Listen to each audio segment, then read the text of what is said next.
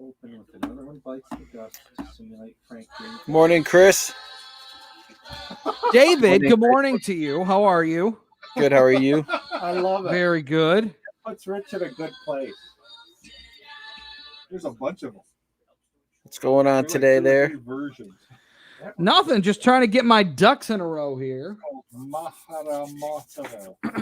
And I mean, look, today we got a lot of talk about today again. I mean, we've got,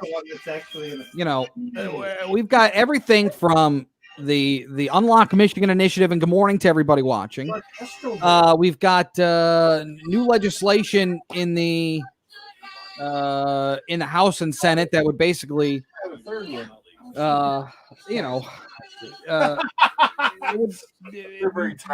those who are trying to commit voter fraud pay a heftier price. Right. Put Dana on send one. Excellent. Thank you. So we'll talk about that as well. And we've got information, there's especially during COVID, that I think we become more and more hip to the fact that, people have been pre-pandemic and over the last 6 months or so, when you go into seclusion, it can be a hard time for people when you go into quarantine, and I think we've become more aware of the fact that people struggling with this will contemplate taking their own life or will contemplate suicide.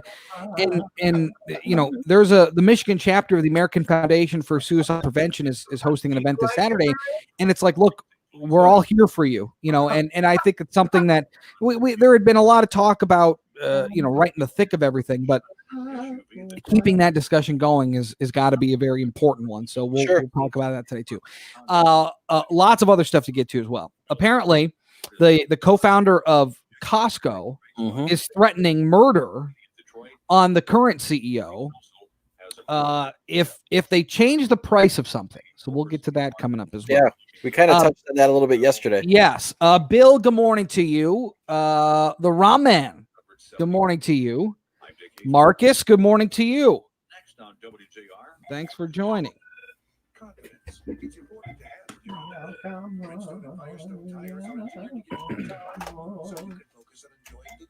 WJR. Hey Frank, how are you? Hang on the line. And is your first name Frank or Fred? It's Fred. Oh, okay. I think I typed it wrong on the guest sheet here. All right, hang on the line, okay? And when you're done, a variety of amenities, charming towns, visit a new experience. So visit boingolf.com to plan your time. Michael, good morning to you. Thanks for tuning in. Appreciate you. Hey, Mike. I used to work with Mike. Oh, did you? Yeah. I'm so sorry you had to deal with that, Michael. Dave is he can be a really hard person to work with. He's not very nice. He's not very considerate. He's very selfish. These are all things that I would use to describe Dave. No, that's not true. Dave's okay.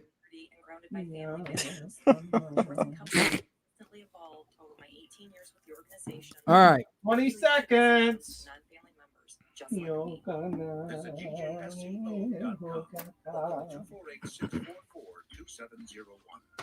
Trusted insight, professionally delivered. Schwartz and Company.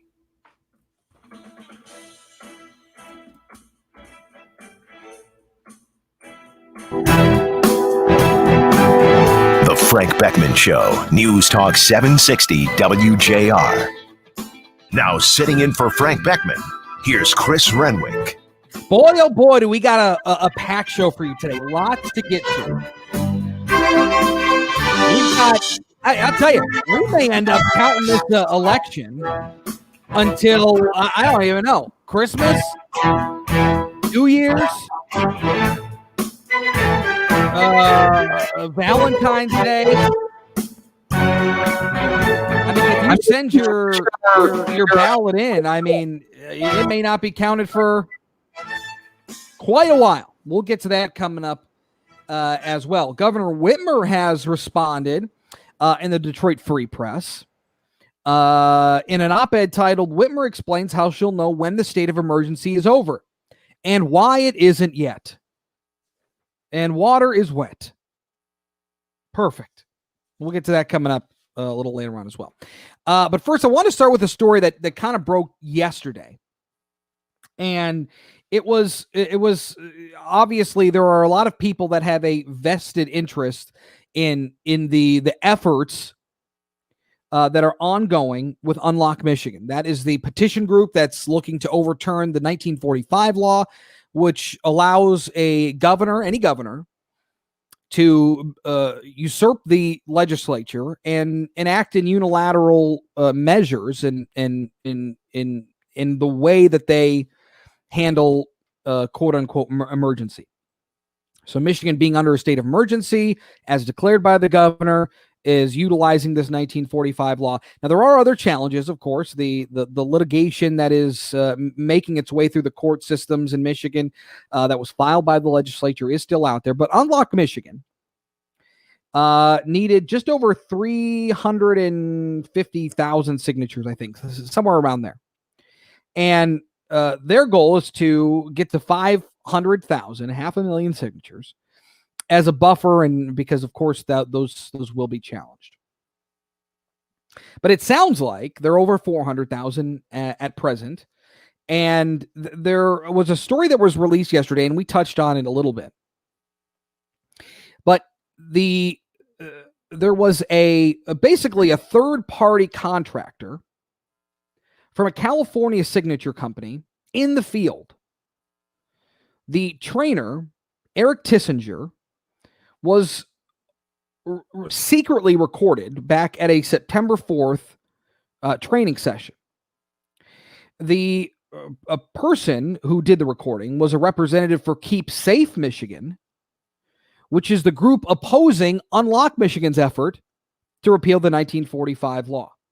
Now, the Detroit Free Press got a hold of that audio and apparently a check that was also cut to this secret video recorder to then turn that over to the media, also to the paper. And again, there was a little bit of head scratching here for me, and I thought the best way to get to the bottom of what was happening was to have the spokesperson for Unlock Michigan join us this morning here on the Frank Beckmann Show, and his name is Fred Zolick, and he is with us now. Fred, good morning to you. Good morning. So when I read this story, I had my antennas were going up because it felt a little fishy to me. I'd like for you to kind of explain to us Eric Tissinger and this company in the field who has worked extensively in progressive ballot initiatives before or petition initiatives before. But talk to me kind of about what happened here. Well, one reason to think it's suspicious is that everybody in politics understands these days that everybody is under video surveillance all the time. So no sane person would talk this way unless they're a complete moron or they want to get caught. If they want to say these things on film so that they can be publicized. And then so you start connecting the dots. Mm-hmm. This guy, Eric Tissinger, is a hardcore left-wing operative from California who finds himself in Michigan working for a conservative-backed ballot proposal, says lunatic things and urges people to break the law and lie under oath. And then just so happens that there's a video camera there that day from our opposition. I don't know, it just seems like too many coincidences all at once. Had there been talk of for example, going into a private parking lot, for example, was one of the examples that he used, and talked about setting up basically a stand there to sign in, to sign the petition. And then if somebody comes out and kicks you out, you just plead ignorance and leave, or leaving the sign in form at a store and leaving the store. And when you come back to pick it up, you give the clerk a cut of the money and away you go. I mean, here's I guess my question is, in these training sessions that have been had before, I'm sure this is not a one-time training session. Had there been discussions like this? Did people leave those sessions kind of scratching their head going, why would we do that? No, leaving the petition unsupervised is plainly illegal. And here's the thing. This has been the easiest petition drive in the history of ever. I mean, nobody who's any good at this is having a hard time getting people to sign this petition because people are fed up with the arbitrary micromanagement of their lives, and they have no voice in it because their elected officials are left out. One person's calling all the shots. So if you're struggling to get signatures for this, it's because you're not very good at this. And nobody needs to cheat, because seriously, we're coming by these petition signatures faster than anybody ever has before. We're going to collect more than 500,000 signatures in less than 80 days, as opposed to the 180 days that we're legally allowed to take. So if somebody isn't doing it right, it's because they're not very bright. It's not because this issue is hard to sell. Have you had any reports? Look, I mean, Unlock Michigan wants to get this thing through. That's the goal here. So I would imagine that Unlock Michigan as an entity, it wants to do things above board. And like you mentioned, there are a lot of people out there, I guess on both sides of the aisle, that are fed up, like you said. And have you had issues with people? Have you heard of people who aren't doing this above board, and do you make the correction, or has that even been an issue? We've heard of a few instances, particularly in Southeast Michigan, where some of these independent petition circulators are circulating both our petition and one for the Elliott Larson reform for LGBT rights. And they want to get people to sign both because they get paid for both. And so sometimes they'll say, hey, here's the petition for LGBT rights. And then they hand them the clipboard, and they hand them the wrong side of the clipboard, right? And so ours is face up. They meant to show them the other one. They're not trying to trick people into doing it. It's just, they're doing both at once, and then they get confused as to which petition they're presenting first. There's some people that don't like the explanation of what Unlock Michigan is, but our petition language is exactly one sentence long. So if you have any doubt about what our petition does, you can read it for yourself in about 12 seconds. So basically everything's above board here for the most part. And you've had a couple instances where people are gathering signatures for two different petitions, but this is an above board operation. How many signatures do you have, and how many did you need? We need to turn in 340,000 valid signatures, and we'll be announcing the wrap up of this relatively soon. All right, well, keep us informed. Fred Zolick, spokesperson for Unlock Michigan. We appreciate the time and helping us clear this thing up this morning. Thank you. Thanks, Chris. Yep, you got it. All right, 9:13. More to come on the Frank Beckmann Show. Have you signed this thing? Have you come in any issues across this? Let me know. 800-859-0957. All right, 9:13. Off to the roadways we go with our Dana Clark. This report is sponsored by T-Mobile for Business. T-Mobile Business Advantage. Right now, get up to 90 days of unlimited free on business plans when you switch. Stop by for details. Plus taxes and fees. Complete port within 60 days. Customers over 50 gigabytes per month have lower speeds during congestion. Video at 480p. Unlimited on our network. See T-Mobile.com for details.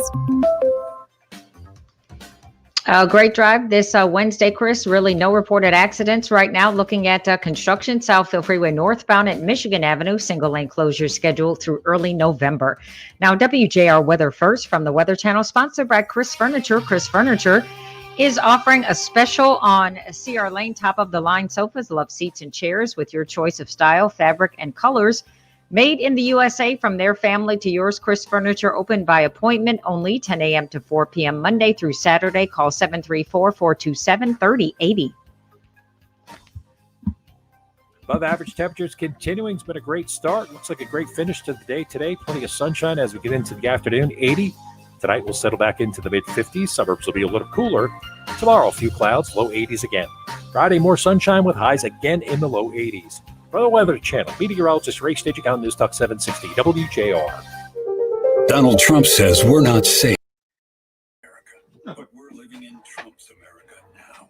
And 200,000 Americans have died from the virus that he lied about. The simple truth is, Donald Trump failed. Let's see here. Dave is wonderful and kind. Of course I am.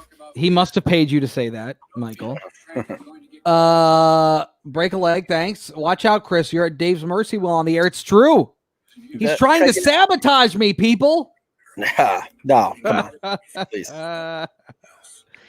Let me see here. Sorry, I just got to print something out before I forget. Sorry, Maria. Danielle's not here today to sing to you. Maybe we can get Rich to sing in the background. Maria, good morning. Jim, good morning, gentlemen. No, yeah. Danielle bailed on us. Yep. But Rich has a beautiful voice, I must say.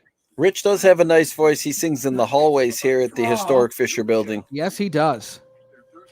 He's got a very good voice. Wishing you were somehow here again. Wishing you were somehow near. Try to forgive. Teach me to live. Why can't the past just die? There you go. I mean, that's pretty good. Golf clap for Rich. I mean, wow. Wow. I mean, there you go. There you are, Maria. What do you think? There you go. It's good rejoinder music. Now, on the other, in our next break, Rich will sing Iron Maiden. Just change his theme. Change it from author to Beckmann. Rich, are you taking requests? Are you people want you going to take requests? What? Yeah. Somebody wants. I got a job to do over here. Yeah, somebody wants Iron Maiden. Next break. Rich is blowing up. The great Phantom. Bravo, Jim says. Yeah. Maria says, you know what I think of Rich, LOL. Yeah, Bill says you're the great Phantom. Oh, thank you, Bill. How about that? Maria says that we know what she thinks of you, LOL. Uh-huh. What's going on with Maria, Rich? Encore, Barbara says. Barbara wants an encore. The people want more. Rich, you're in demand. The people want more. Yeah. All right. We'll work on his play. Maria wants to know if you dance also, Rich. No.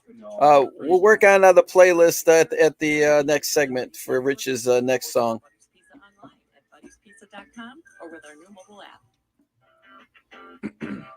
Frank Beckmann Show, News Talk 760 WJR. Now in for Frank, here's Chris Renwick. All right, 800-859-0957, 800-859-0WJR, the number for you to call or text. We're also live on Facebook and on YouTube, so you can watch the show there. All right, so I guess my question to you is: Have you seen this thing? Have you seen this a place to sign this petition? I have. I know I have, and it always seems pretty legit. And I kind of tend when my antennas went up when I read the story, I just thought it felt a little strange. It felt a little, I don't know. The dots didn't align here. So this trainee for a progressive signature collecting company out of California named In the Field was secretly recorded by a representative for Keep Michigan Safe, which is the opposing group to Unlock Michigan. So it just happened that day, somebody from from Keep Michigan Safe was at an Unlock Michigan training session, caught this guy talking about willfully breaking the law in an attempt to collect signature. It just, you can call me a conspiracy theorist. Whatever. Tinfoil hat, whatever you want to do. It just feels, it doesn't pass the smell test, okay? Now, if this is going on all the time, and this is the first time something like this was caught, well, then we can talk about, something a little different here. But it just seems like this didn't pass the smell test. This Tishinger told the trainees, this can be a real shady job. And when I say shady, I mean people do all sorts of illegal bleep all the time and never get caught. It's really hard to get caught doing bleep except for like forgeries. This is somebody who's working for a signature collecting initiative to repeal, as we currently sit, a pretty important law on our books. And he's telling you, yeah, it's okay. If they call you in to be deposed on something, you just lie, you just fake it. You just fake it till you make it, basically. So it didn't pass the smell test for me. But I'd love to know your experience in signing this, if you indeed have, or if you have been approached and didn't sign it, didn't want to sign it. Why? I mean, what was there something nefarious going on in terms of collection, or you just didn't want to sign it? It's very possible too. 800-859-0957, 800-859-0WJR. Let's go to Robert in Sterling Heights. Good morning, Robert. Hey. Tell you what, I did sign that petition, and everything I have is actually absolutely positive because, I've been to quite a few political rallies before for Tulsi Gabbard and Mark Hackel and Schneider and for Trump as well. People come up to me and ask me, are you a registered voter? Are you, have you signed this before?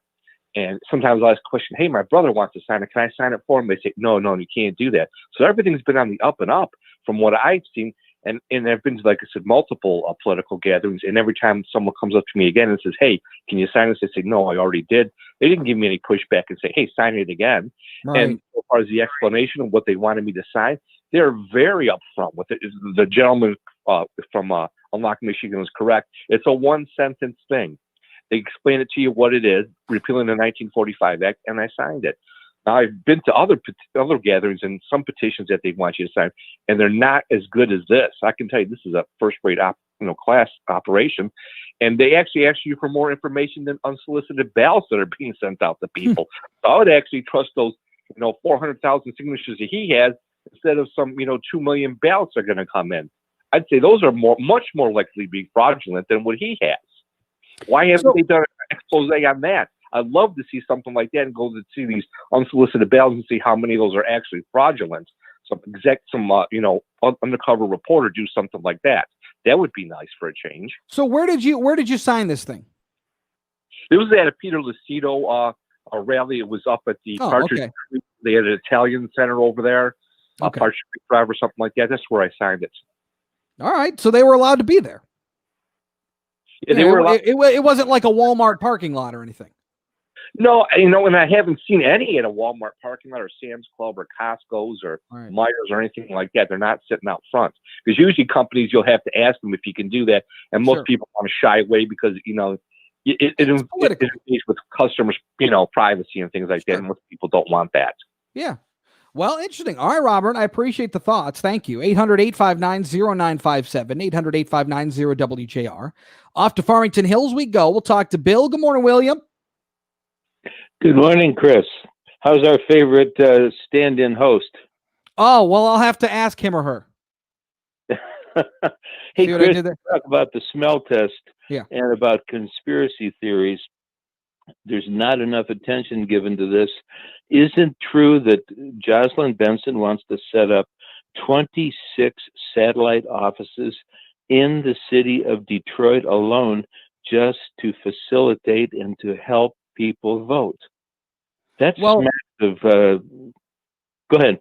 Well, look, here's the issue that we had in Detroit specifically back in the primary. There were a few different precincts that didn't even open on time. Because the people that were supposed to work didn't even show up. So they talked about the success of the primary back in August, but I still think there are going to be a lot of problems that we're going to have to look at.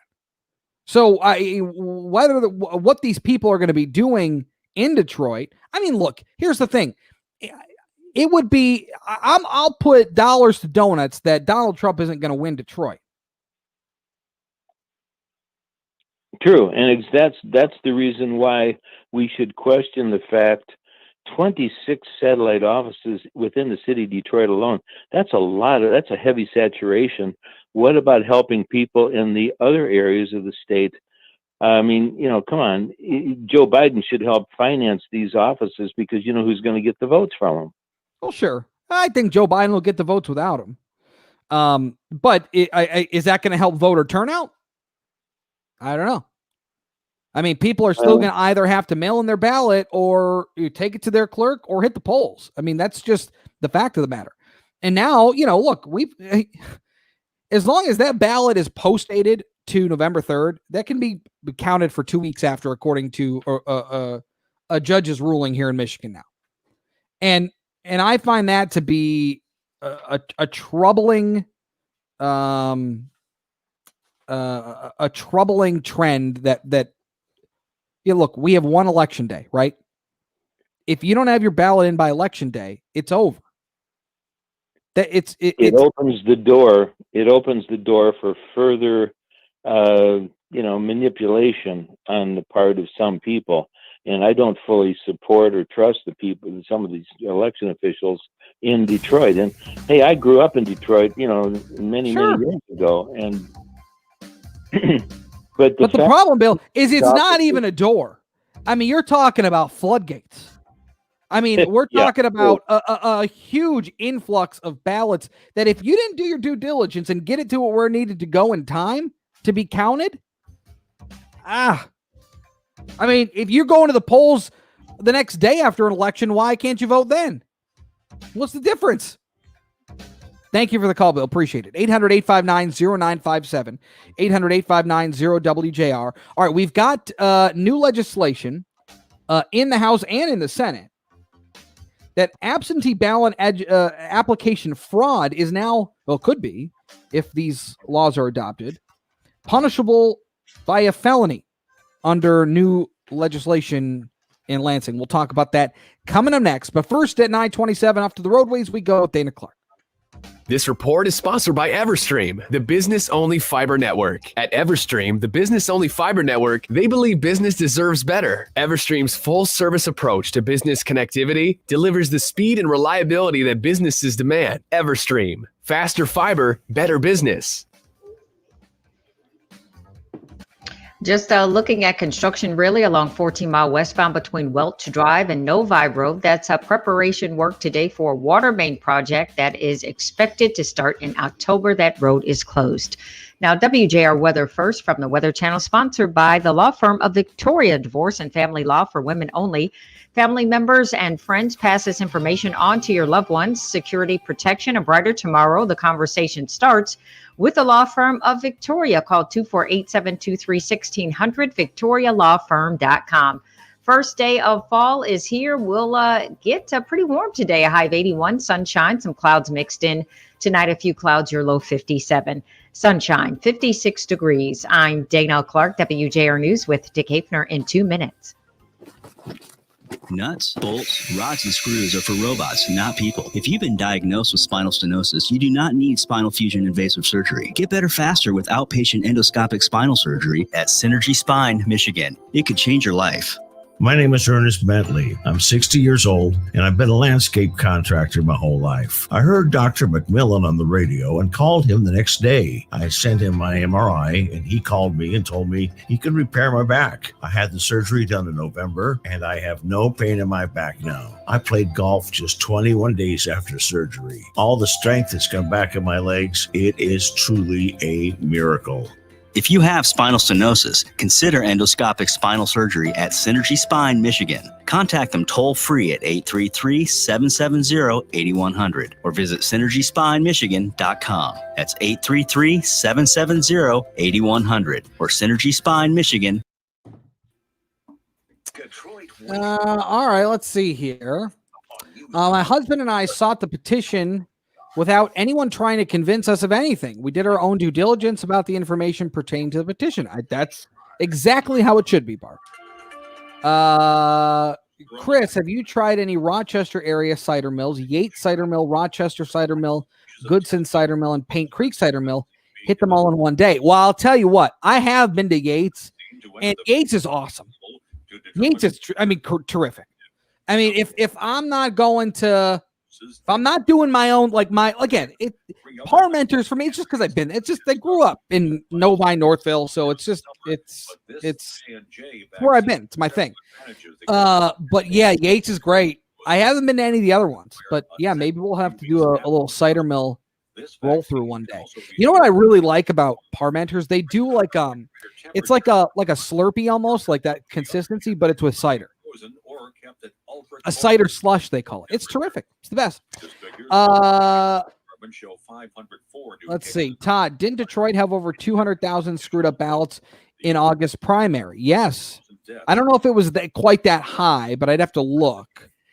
And yes, in 2008, Southfield charged 2,000 ballots in the return. Yes. I just got another absentee ballot in the mail yesterday. Again, I've got multiple. You got an actual ballot or an application for a ballot? It's an application for a ballot. Okay. I've got. So how many is that? I've got like 5 or 6 applications for. Like just for you? Yes. I don't know why. I have no idea why I'm getting so many. They want you to vote multiple times, David. Apparently. I don't think you can do that. I don't think it's allowed. It's not. Spoiler alert, it's not. Yeah. Thanks. Don't do it. No, I think I kind of agree with you the other day when we talked. I'd like to just go on the day, place my vote, and then be done. Yes.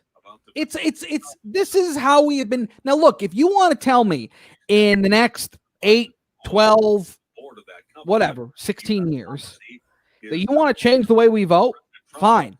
But let's prepare for that. Right. Let's gear up for that. Let's not just throw it together in a couple weeks. Now, granted, it doesn't work. Granted, if COVID gets has a second wave around that time that's worse, then you may have to, double think. But no, again, you put on your gloves. Get your ID out. Put on your gloves. Put on your mask, and away you go. You're not going to let people in there without masks. They're just not. No. So people are going to wear their masks inside. It'll be absolutely fine. It'll be just like going to the grocery store. It'll be just like going to Target. It'll be just like going out anywhere. Right. People aren't going to linger. People aren't going to hang out. You're going to go in, fill your ballot, throw it in the machine, and leave. Right. Yeah. That's it. Right. This is what we've been doing for decades and decades and forever. Right. Well, let's just do it and forget all this nonsense. But we can't get past it. No, not yet. They're working toward it. Barbara says, I again got one today in the mail. Every other day I get one. I'm with you, Barbara. I don't know why I'm getting so many of these. I have no idea. It just means more paper for the shredder. Exactly. That's exactly right. I think that is the plan. Shut down the polls the day before, so people that don't believe in mail and don't believe in mail-in are screwed. Well, maybe. I don't anticipate that happening. No, but I think that the turnout will be less in person. Sure, but, of course. I think just because of the situation that's going on. But Michigan's expected to have more than 200 or 2 million mail-in ballots. Yeah. And then how long is it going to take to tabulate everything? That's the next question. Barbara, you know who's paying for these applications to send out? You. Me. Our tax dollars. Yeah. That's who's paying for it. Yeah. Yeah. It's nonsense. It's a lot of mail, a lot of paper coming through. Yep. Strategic Staffing Solutions, proud to be WJR. celebrating 30 years in Detroit and around the world. When they started out in 1990, they Hi, Ann, how are you? jobs, raised the bar high for what a Great. Thanks so much for calling in. Chris sitting in for Frank today. and change their station in life and make charitable work a core part of their business. I'm going to put you on hold. We're going to finish up with the news break here, and then we'll get you right on, okay? All walks of life and background. Thank you. The best talent, the best customers, and for that, WJR, they say can you hold, thank please? you every day. Thank you.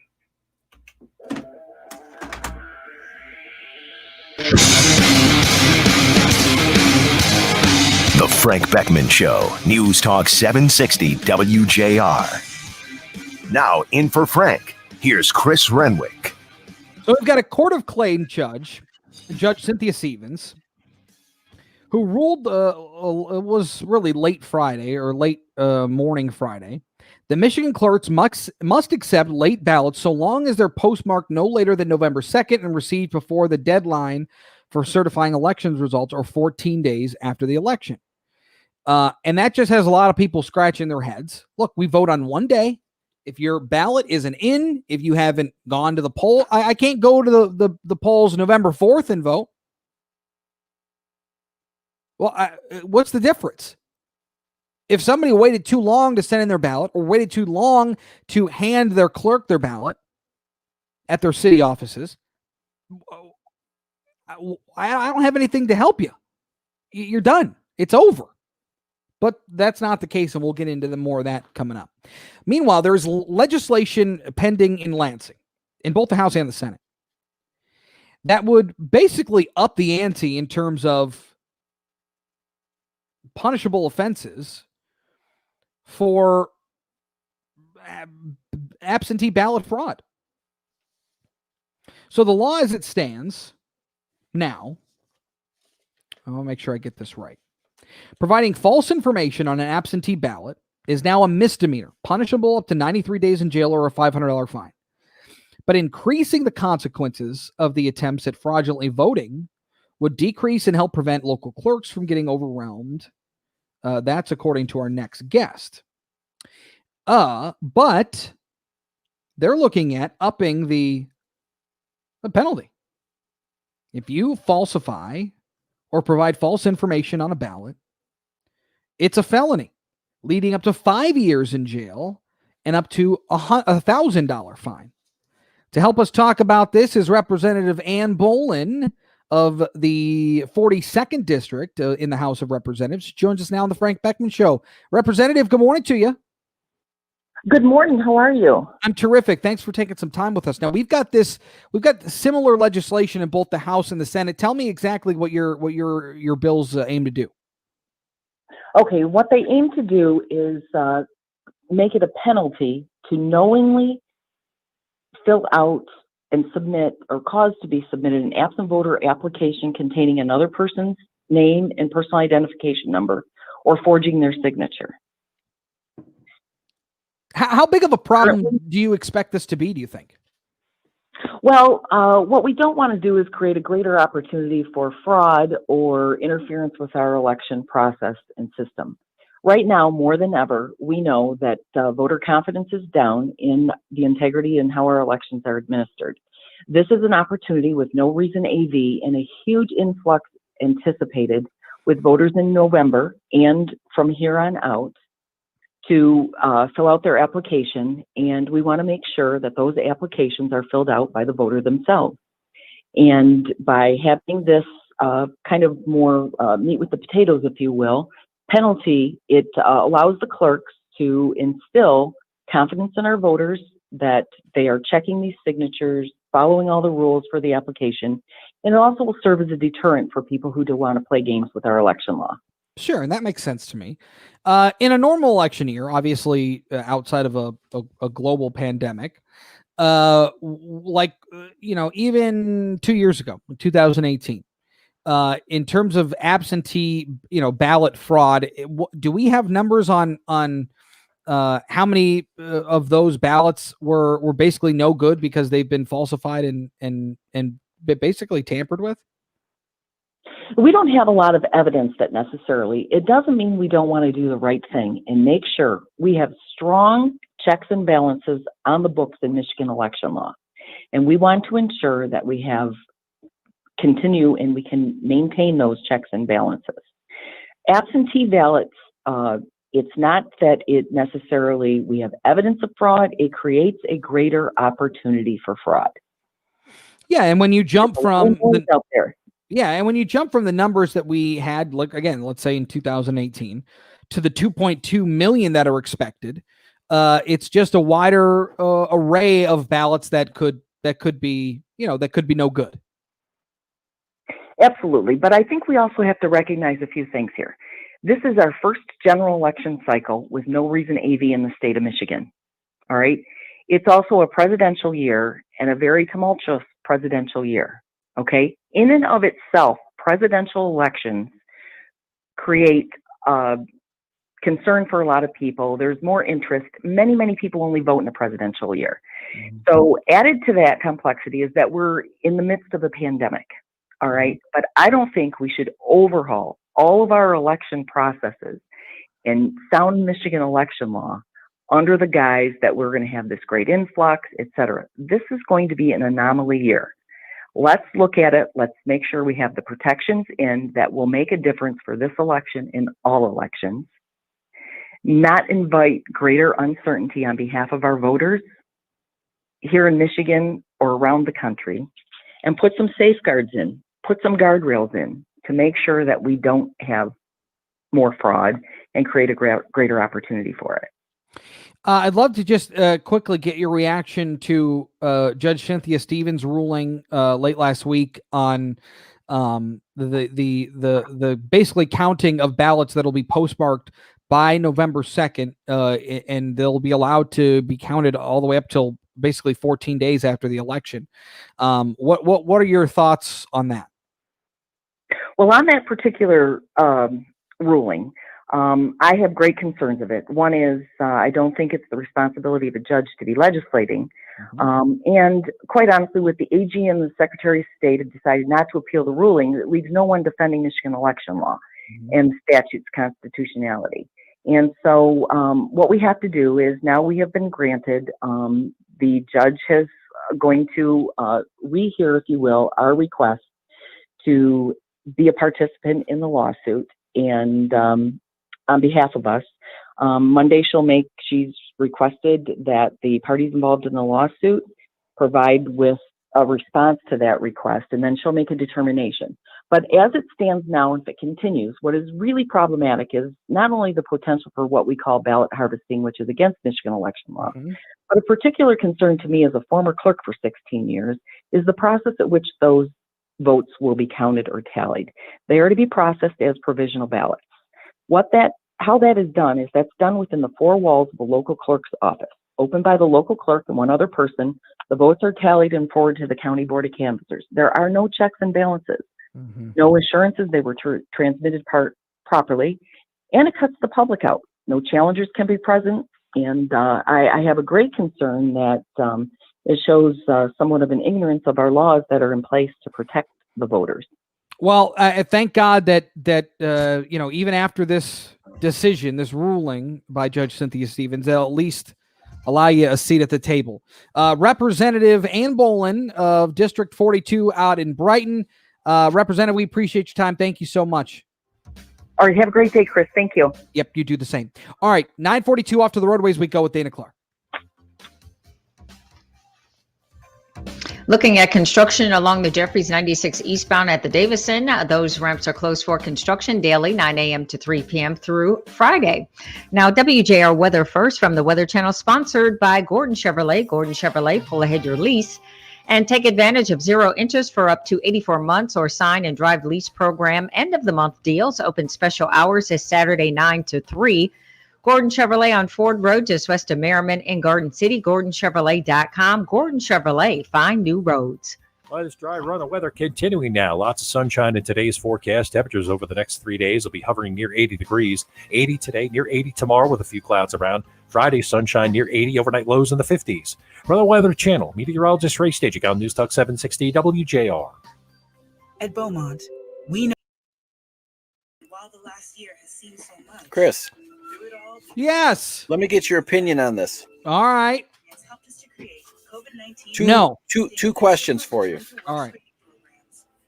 First question. Who is more scared to lose the election, the Republicans or the Democrats? Oh, that's easy. And who has more to lose at this election, the Republicans or the Democrats? It's a very simple question. And it's a good question. It's the Democrats on both. So your first question, who's more afraid to lose? It's the Democrats. And specifically Joe Biden. Because if he gets sucked into the Trump buzzsaw again and they lose this election again, people will melt like the witch did in Wizard of Oz. They're just going to melt into a puddle. Now, who stands to lose the most if they lose? It's the Democrats. If this pairing of Joe Biden and Kamala Harris can't get this done, I think you will see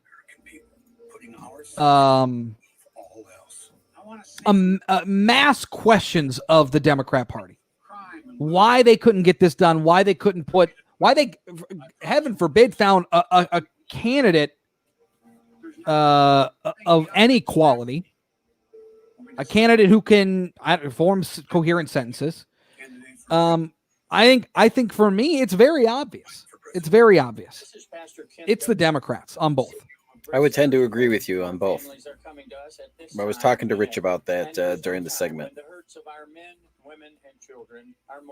Yeah, I mean, I think the Republicans, if Trump loses, it's not a shocker, right? I mean, it wouldn't be, he just doesn't rub everybody the right way, which is fine. I mean, it was a big shock when he won, when he beat Hillary. Oh, it was a night I will never forget.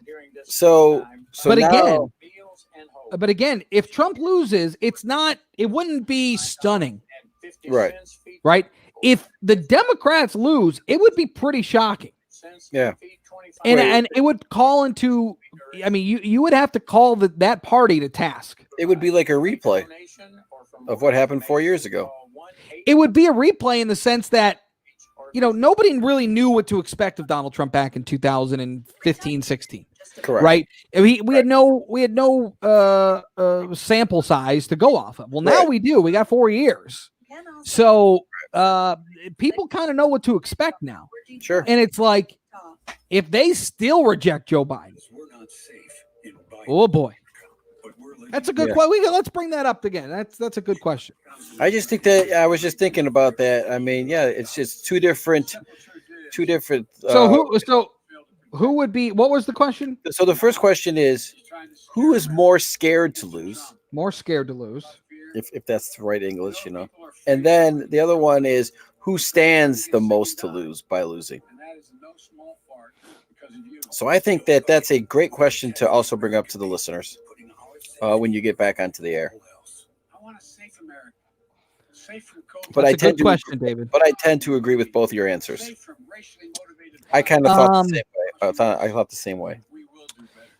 Well, the people, Biden wins, we are in trouble. Dems don't want to lose the House, that's for sure. If the Dems lose, they don't care. They have the media always, so they always retool and come back. Look at the corruption going all the way back to 2009, IRS, FNF, Russia, etc. Feel like yourself.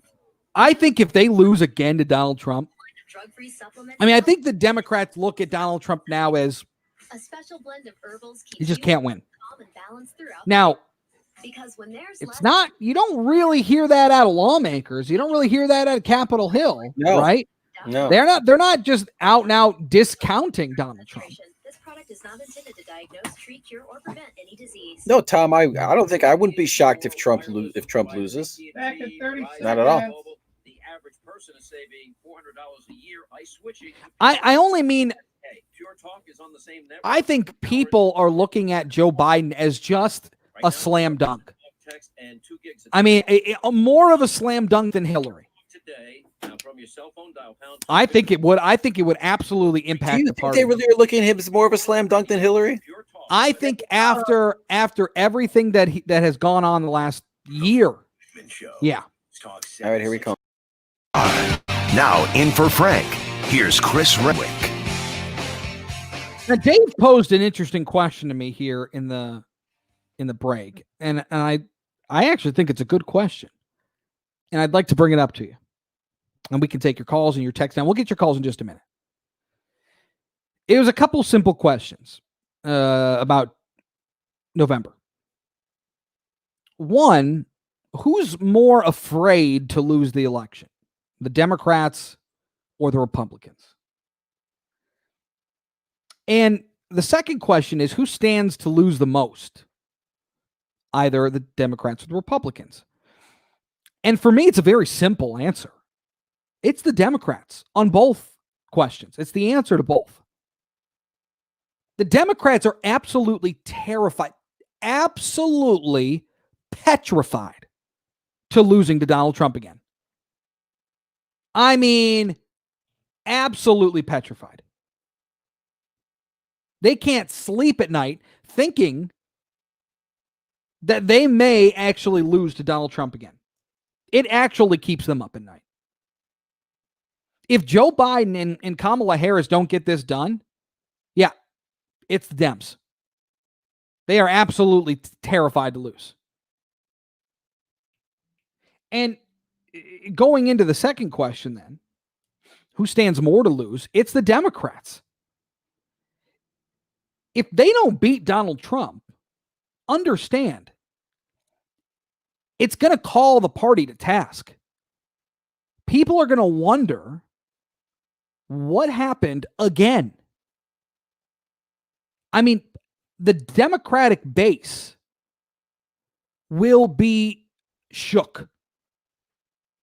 I mean, people will really question the party. If you're a Democrat, you'd have to.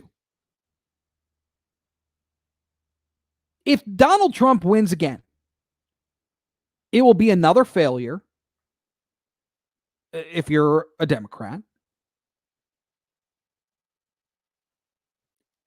To a guy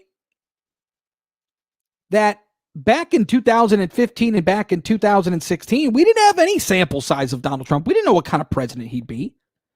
We had no idea. But now we do. And Donald Trump is, it seems to me, a love him or hate him type of president. And so I'm interested in that question because the answer is obvious. The Democrats are more frightened to lose, and the Democrats have more to lose if they don't beat Donald Trump. So you can absolutely weigh in on that. 800-859-0957, 800-859-0WJR. Off to Romeo and talk to Frank. Good morning, Frank. Frankie. I signed the petition, and I was driving on I-75, pulled off into a rest stop, and talked about organized. They had tables set up, Macomb County, Wayne County, Oakland County, and then all other counties. And I'm telling you, that was virtually every person that went into the restroom came out, got in the line to sign that petition. No kidding. There were a few people that didn't get in the line to sign it. And based on that, I mean, that's just anecdotal. It's just one spot, but based on that law is history. And you're a driver, right? You drive all over the place. Yeah, right. I told you yesterday about the construction work. Yeah. So where was the rest stop at? Where were you at? Oh, it was somewhere just north of Flint. The rest stop right after Flint's going north. Okay. So it was well organized. You're saying it didn't. Nothing seemed shady. Everything seemed above board. Oh yeah, absolutely. There was nothing shady about it. They were well organized. Like I said, they had all the petitions separated by county: Wayne County, Oakland County, Macomb County, and then all the other counties in the state. Interesting. All right, Frank, I appreciate the call. Thank you. 800-859-0957. Let's go to another Frank in Northville. Morning, Frankie. Morning, Chris. Great show as always. Thanks for filling in for Frank. Yeah. The best. Hey, Chris, two quick things. One is, I don't think people are talking much about the fact that there are a lot of postal machines out in the commercial world, so businesses and even private parties have them, that actually allow you to postmark or put essentially any postmark date on an envelope you want, as long as it's prior to the date that you're mailing it. So I'm wondering, how are they going to control this?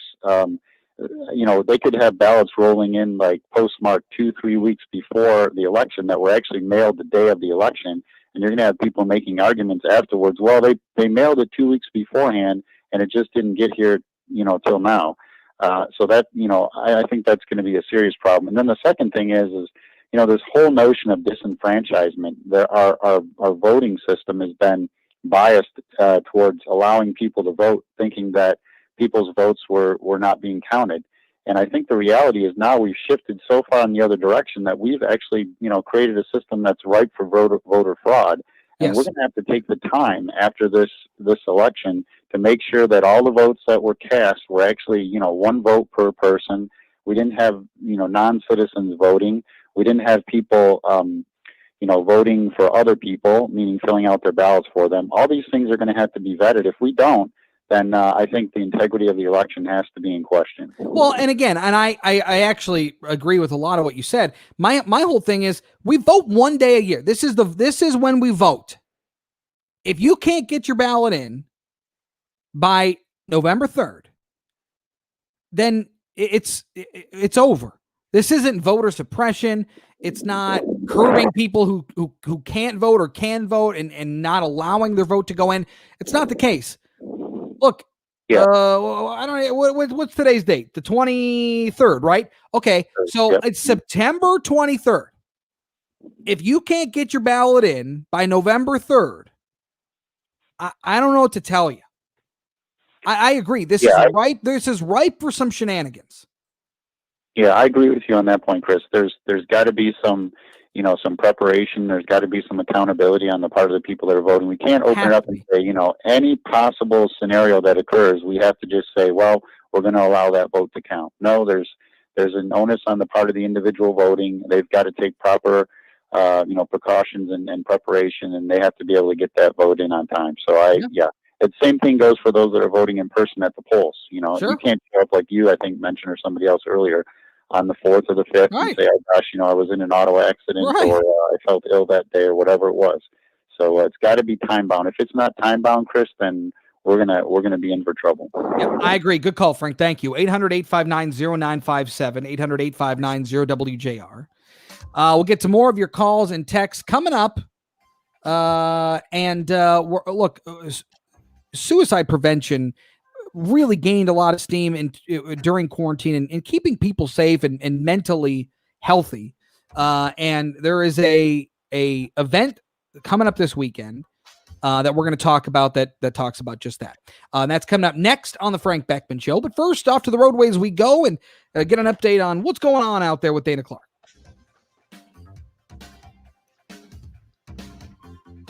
Traffic First sponsored by Parkway Chrysler Dodge Jeep Ram. Attention new car buyers. Parkway Chrysler Dodge Jeep Ram is offering huge savings on their inventory of new Ram pickups.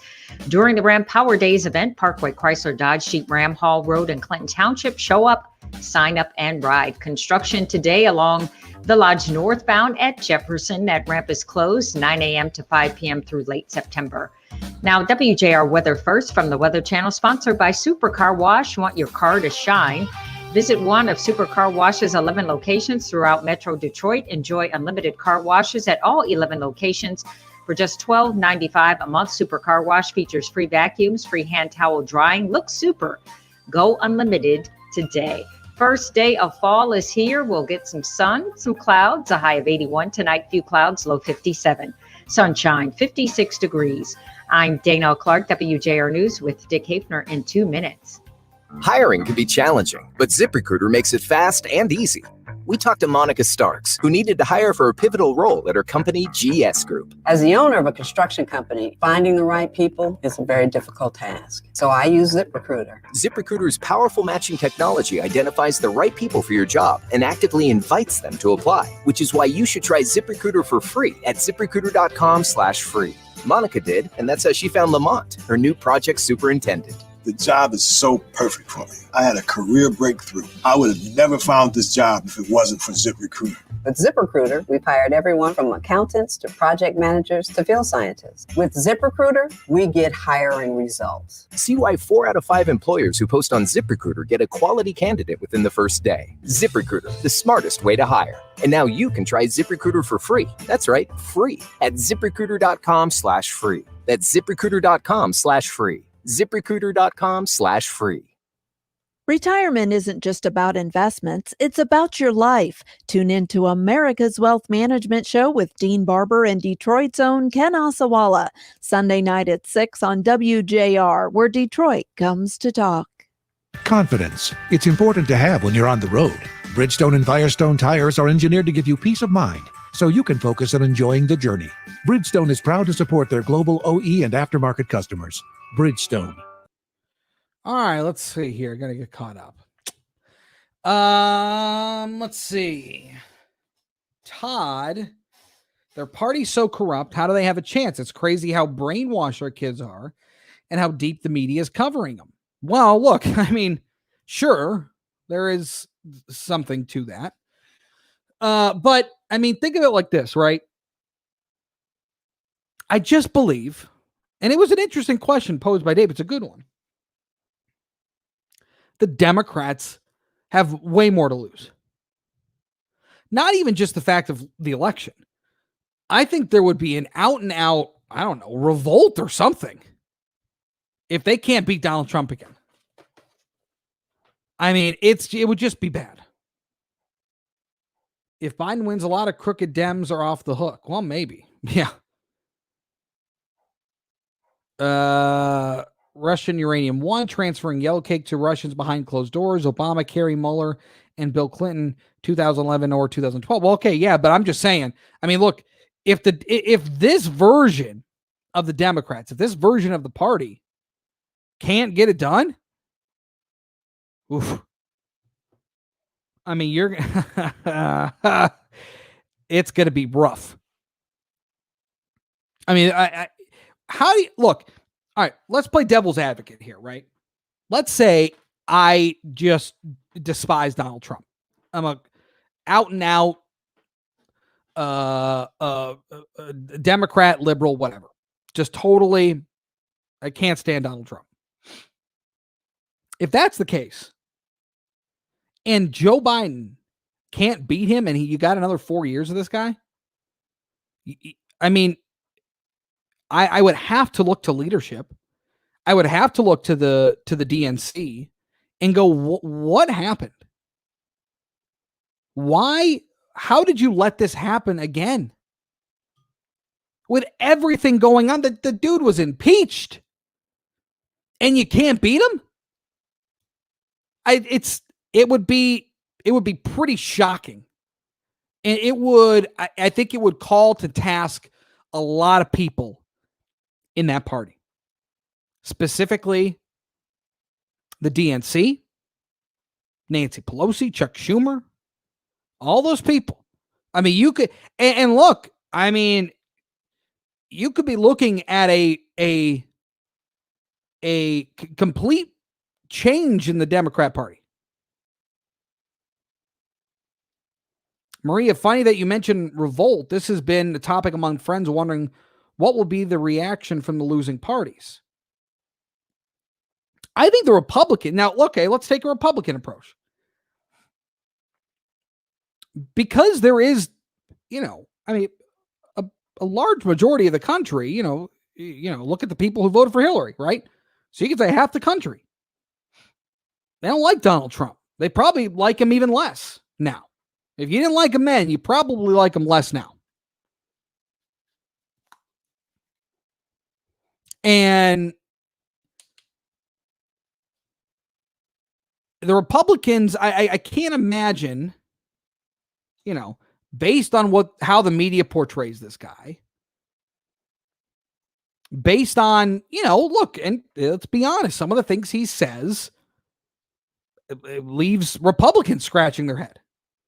So would it be a complete shock? No, I don't really think so. I think the Republicans will be fine. They've got a lot of people up and coming who I think would make great presidential candidates. Look at Tim Scott. I really like Nikki Haley. I mean, I think those are two younger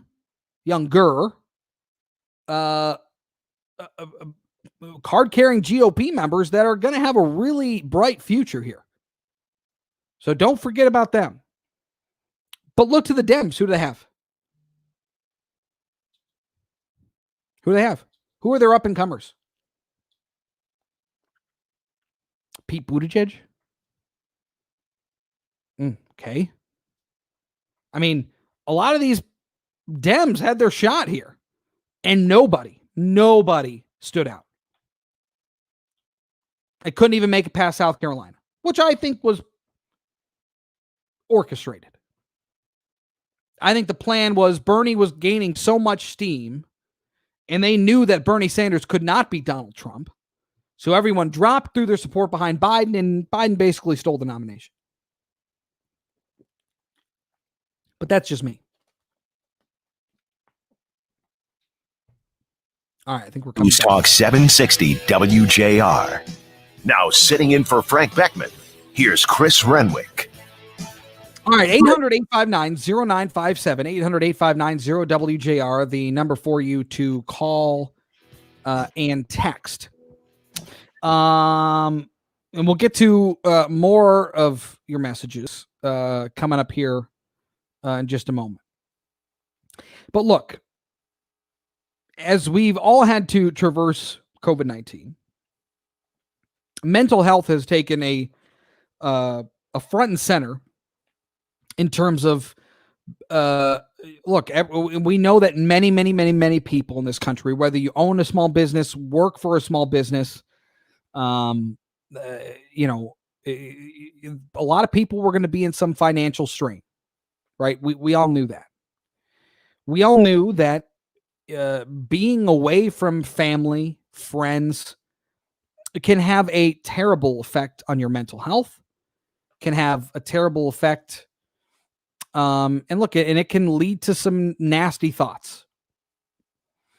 And suicide had become a major focus in that. And trying to do whatever is possible to avoid it.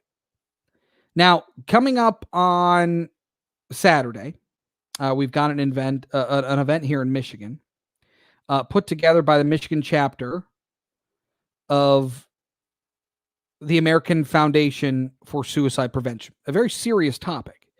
And Sarah Shang is the board member for the Michigan chapter and joins us now here on the Frank Beckmann Show. Sarah, good morning to you.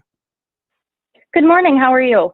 I'm terrific. Thanks for taking some time with us. So talk to me about this event and what you guys are aiming to, what message you're looking to get out. Of course. So the main message of the American Foundation for Suicide Prevention as a whole is to save lives and to bring hope to those affected by suicide.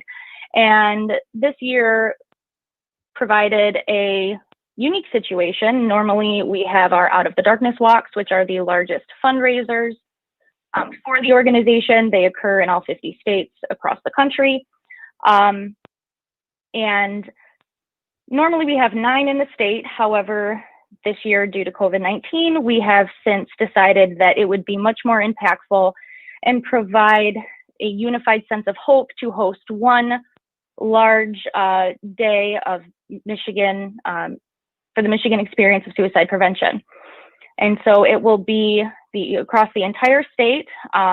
Everybody walks wherever they are. They can walk in their neighborhood, they can go to a park, and then our ceremony, the opening ceremony, which will be hosted by Amy Andrews from Fox 2 Detroit, will be live streamed on our AFSP Michigan chapter Facebook page, our YouTube channel, and our Twitter account. It'll be a really great day, and as we're all coming together in this unified collective voice for suicide prevention. And of course, one of the obviously reducing the suicide rate is paramount to everything that the American Foundation for Suicide Prevention stands for. The goal to reduce suicides in the United States by 20% by 2025. It's a lofty goal, but with events like this, the Out of the Darkness Michigan experience, the walk, it's a step towards that. No pun intended. Yes, it definitely is. These walks are not just for people who have lost loved ones. They're also for people who struggle themselves. And so I, through these walks, found that I knew I was not alone in my struggles, because I've struggled personally for my entire life. And it was so powerful to know and look around and see people with different colored beads on, because we have different types of bead colors that represent your connection to the cause. It's something actually fairly unique to the American Foundation for Suicide Prevention. And it's this huge sense of hope and that you are not alone. And it is one of the most powerful things I personally have ever experienced. So as somebody who has struggled with this, what is the message to either somebody struggling or somebody who has a family member who's struggling, or a friend? What is that message? Well, that message is to have a real conversation. So one of our main goals that we have is to reduce the stigma around mental health and having these conversations. And so one thing that we encourage people to do, and that we do ourselves, is to have a real conversation either with someone about the struggle that we're having, or have a conversation with someone who we think is struggling, paying attention to their behaviors. And we actually have educational programs that we can bring into schools, workplaces, PTA groups, anywhere, that allow or that teach everybody what signs to look for, and how to have these conversations. And so that's what I would encourage people to do, is if you notice significant changes in a loved one's behavior, or if you feel a certain way, talk to someone. Or, if you are in crisis, call the Lifeline. That's what they're there for. And that's basically the best thing that I could suggest. How has COVID-19 changed the landscape, and how you guys try to combat this? So it's hard to say what exact kind of numbers are, because we won't have the exact data on this from the CDC for another few years. Okay. However, the one thing that is unique about the situation that we're in is currently the technology that we have, mainly social media, that has allowed us to remain connected even though we can't physically be together. And so there's no doubt that this pandemic has had an effect on everyone's mental health, but the important thing is to stay connected. And that's what we've been trying to do through various different things. We've changed our methodologies quite a bit in terms of how we reach people, because a lot of our outreach occurs in person at various events and tabling things, but now it's a lot about social media. We've made steps to transfer our programming to virtual programming. We have hosted smaller type events where, contact with people is minimal. We've upped our social media game, and we've done everything in our power to try to connect with people, even though physically we can't connect with them. The Out of the Darkness, the Out of the Darkness Michigan Experience, hosted by the Michigan chapter of the American Foundation for Suicide Prevention, being held this Saturday, September 26th at 10 a.m. And if somebody wants to participate or donate, where can they go? They can go to afsp.org/myexperience, MI for Michigan Experience. Very good. Sarah Shang, a board member of the Michigan chapter of the American Foundation for Suicide Prevention. We appreciate so much for your time this morning. Thank you. Thank you so much for having me on. I greatly appreciate it. Yep, you got it. Have yourself a good day. All right, more to come on the Frank Beckmann Show next at 10:13, though. We must get a check on our roadways out there with our Dana Clark. This report is sponsored by T-Mobile for Business. T-Mobile Business Advantage. Right now, get up to 90 days of unlimited free on business plans when you switch. Stop by for details. Plus taxes and fees. Complete port within 60 days. Customers over 50 gigabytes per month have lower speeds during congestion. Video at 480p. Unlimited on our network. See T-Mobile.com for details. Construction today in Macomb 94 westbound at Metro Parkway. That ramp is closed until 3 p.m. Now, WJR Weather First from the Weather Channel, sponsored by Gordon Chevrolet. Gordon Chevrolet, pull ahead your lease and take advantage of zero interest for up to 84 months or sign and drive lease program. End of month deals. Open special hours is Saturday 9 to 3. Gordon Chevrolet on Ford Road, just west of Merriman in Garden City. GordonChevrolet.com. Gordon Chevrolet, find new roads. We're off to a great start now. Sunshine warming us up nicely here as we head on through today. That and the rest of the week looks gorgeous. Lots of sun today, 80 degrees. Tonight, some clouds into the mid-50s. Tomorrow, a few clouds around low 80s. Friday, mostly sunny with highs in the low 80s. From the Weather Channel, I'm meteorologist Ray staging on News Talk 760 WJR. It's September, and if you're looking for any type of vehicle, come see what we can do for you. Hi friends, Phil Golly here, remind you about our 6, soon-to-be 7 dealerships. We have Golling Chrysler Dodge Jeep Ram in Bloomfield Hills, Chelsea, and Roseville. Golling Alfa Romeo Fiat in Birmingham. Golling Buick GMC in Lake Orion. Golling Toyota in Warren. And Kia on 14 Mile Road east of John R. in Madison Heights. Since 1966, we've been honored to... I'm back, Chris. Sorry. Learn more online at golling.com. That's golling.com. This is Mike Donovan, host. I had to make a little supply run last break, top of the hour. Okay. Apologies. Good. No worries. Join us each week as we help Can't keep track of anything here. All right, let's see. Benjamin, good morning, everyone. How are you on this beautiful day? Very good. Thank you. Hope you're well. Some of us felt the same way when Obama won term 2. Sure. But we didn't revolt. Obama won term 2, but we didn't revolt. True. Thoughts on Trump supporters being classified as the anti-maskers? Aren't most of the kids on campus Biden supporters and not wearing masks and spreading COVID-19? Very good point, Maria. Barbara, no, we didn't revolt, but I have noticed a lot more hate speech with this election than before, especially with the Dems and the current protests just seem to be showing the mindset of some people. Great discussion, says Mark. I've lost friends to suicide. Thank you for bringing this to the forefront. Well, I'm sorry to hear that. But it's important. It is. And we're happy to help out the Michigan chapter of the American Foundation for Suicide Prevention. All right. So, again, it's not necessarily a revolt, right? I don't know that they're going to revolt, but I think it will cause a lot of tension within the Democrat Party if Donald Trump wins. And I just believe that they think they're going to win this thing. They're not going to be blindsided again. And they're gonna win this thing, and I believe they think they're gonna win the Senate too. I think they think we're going to a full switch. I just don't really believe. I mean, look, this thing is starting to feel a lot like 2016, isn't it? Starting to feel a lot like 2016. It's a little bit of deja vu. Starting to feel like everybody's tightening up. Hey, and look, I know you guys are talking about CNN and the network news. Look, if they lose, what's the justification? How are they holding their water? What are they going to say? Now they'll continue to lay into Trump.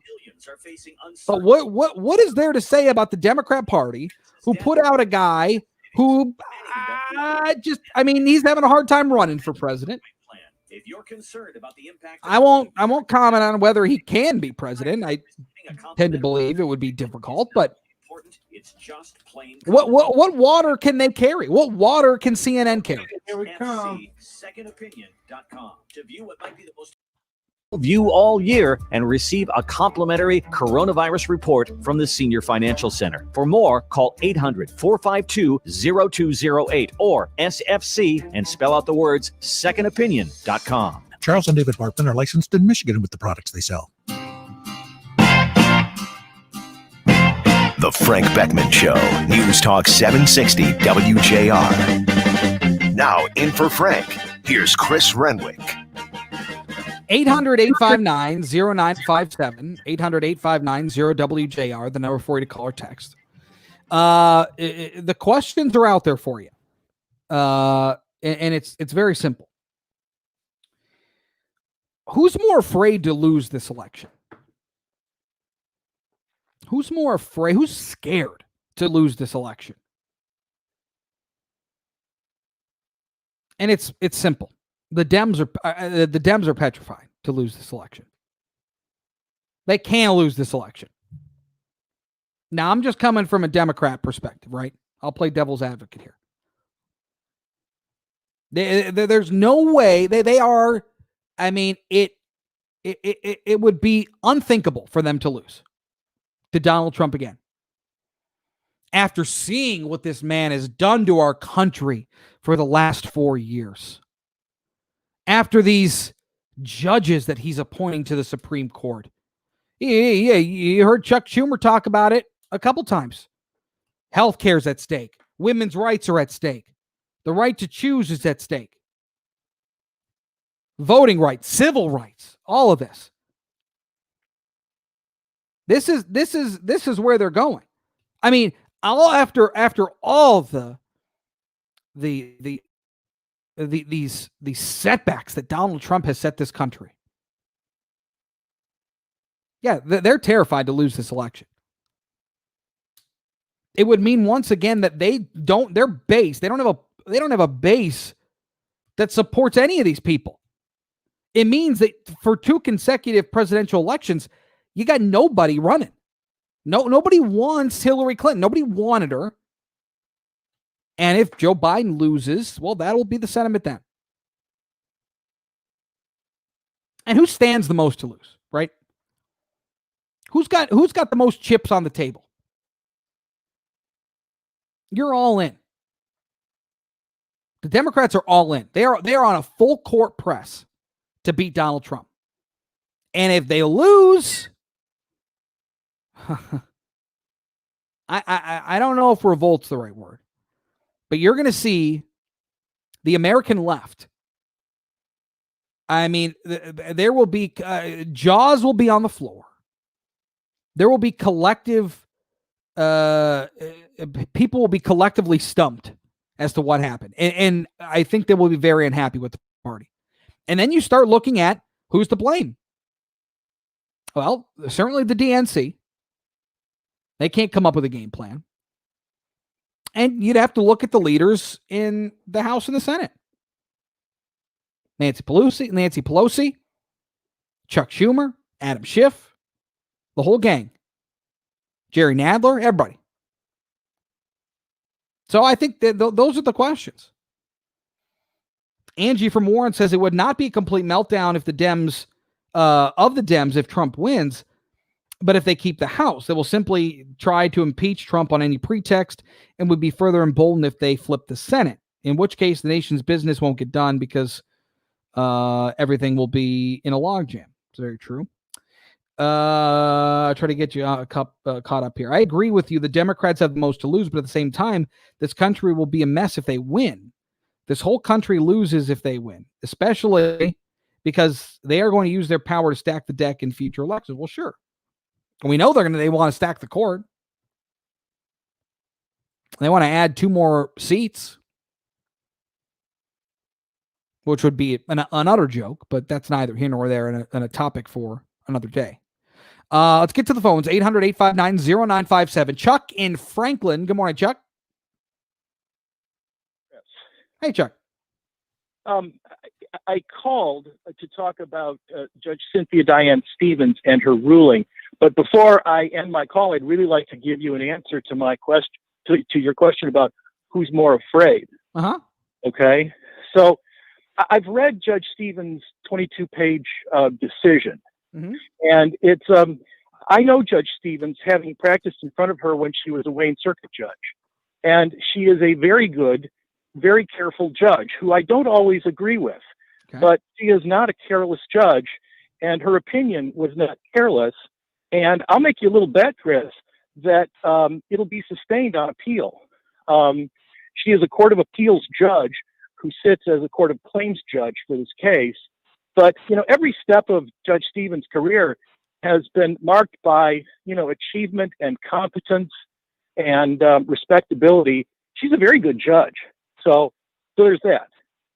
Now, early in the... All right, but hold on. And let me just say this. So I don't know that I necessarily disagree with you. I'm sure she's a competent judge. But my question is, why would we want, as a voting base, why are we okay with votes rolling in the mail 2 weeks later to still be counted? Well, because they're votes that were cast 2 days before the election and postmarked by November 2nd. And I know earlier in the program, you were talking about post-dated ballots when I think you meant postmarked ballots. That's a little like Mark Twain's old saying about the difference between lightning and a lightning bug. But I know that you didn't mean that. We're talking about postmarked. So we're talking about postmarked ballots, voted, cast, signed, sealed, but not delivered on November 2nd.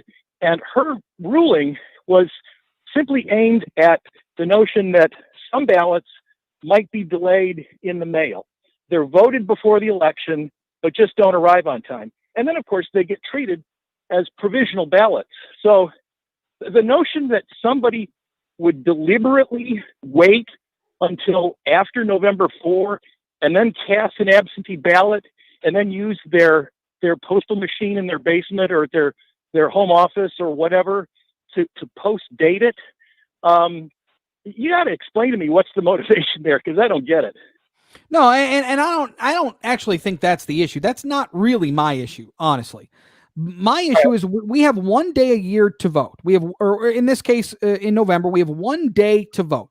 I understand that the notion of absentee ballot, and I'm in agreement with an absentee ballot. I have no problem with it, but there should be. I don't think that we need to continue to extend a window in which we accept these ballots through the mail.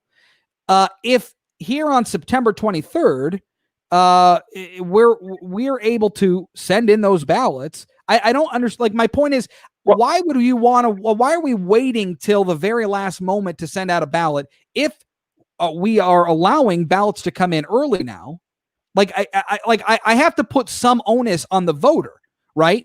And this isn't some type of voter suppression. This isn't anything like that. You've got ample time to cast your vote and either get it in the mail or get it to the clerk or whatever it is. Why are we waiting 2 weeks after the election? Or I'm sorry, why are we allowing a window of 2 weeks after the election to count these ballots? That's my only point. Well, and then, Chris, the answer to that is because of a pandemic and delays in the mail. And so that's the problem that she was addressing. All right, real quick to my question, then I got to let you go. Yeah, the person who is most afraid of this election, by far, is Donald Trump, who fears that he will be under indictment in the state of New York by the attorney general there, or that as individual one in the Michael Cohen indictment, he'll be indicted federally. So that's what he's terrified of, going to jail in 2021. All right, thank you, Chuck. Appreciate the call. 800-859-0957. 1027 off to the roadways we go with Dana Clark. This report is sponsored by T-Mobile for Business. T-Mobile Business Advantage. Get up to 90 days of unlimited free on business plans via bill credits when you switch, plus taxes and fees. Stop by for details. Over 50 gigabytes per month have lower speeds during congestion. Video at 480p. See T-Mobile.com.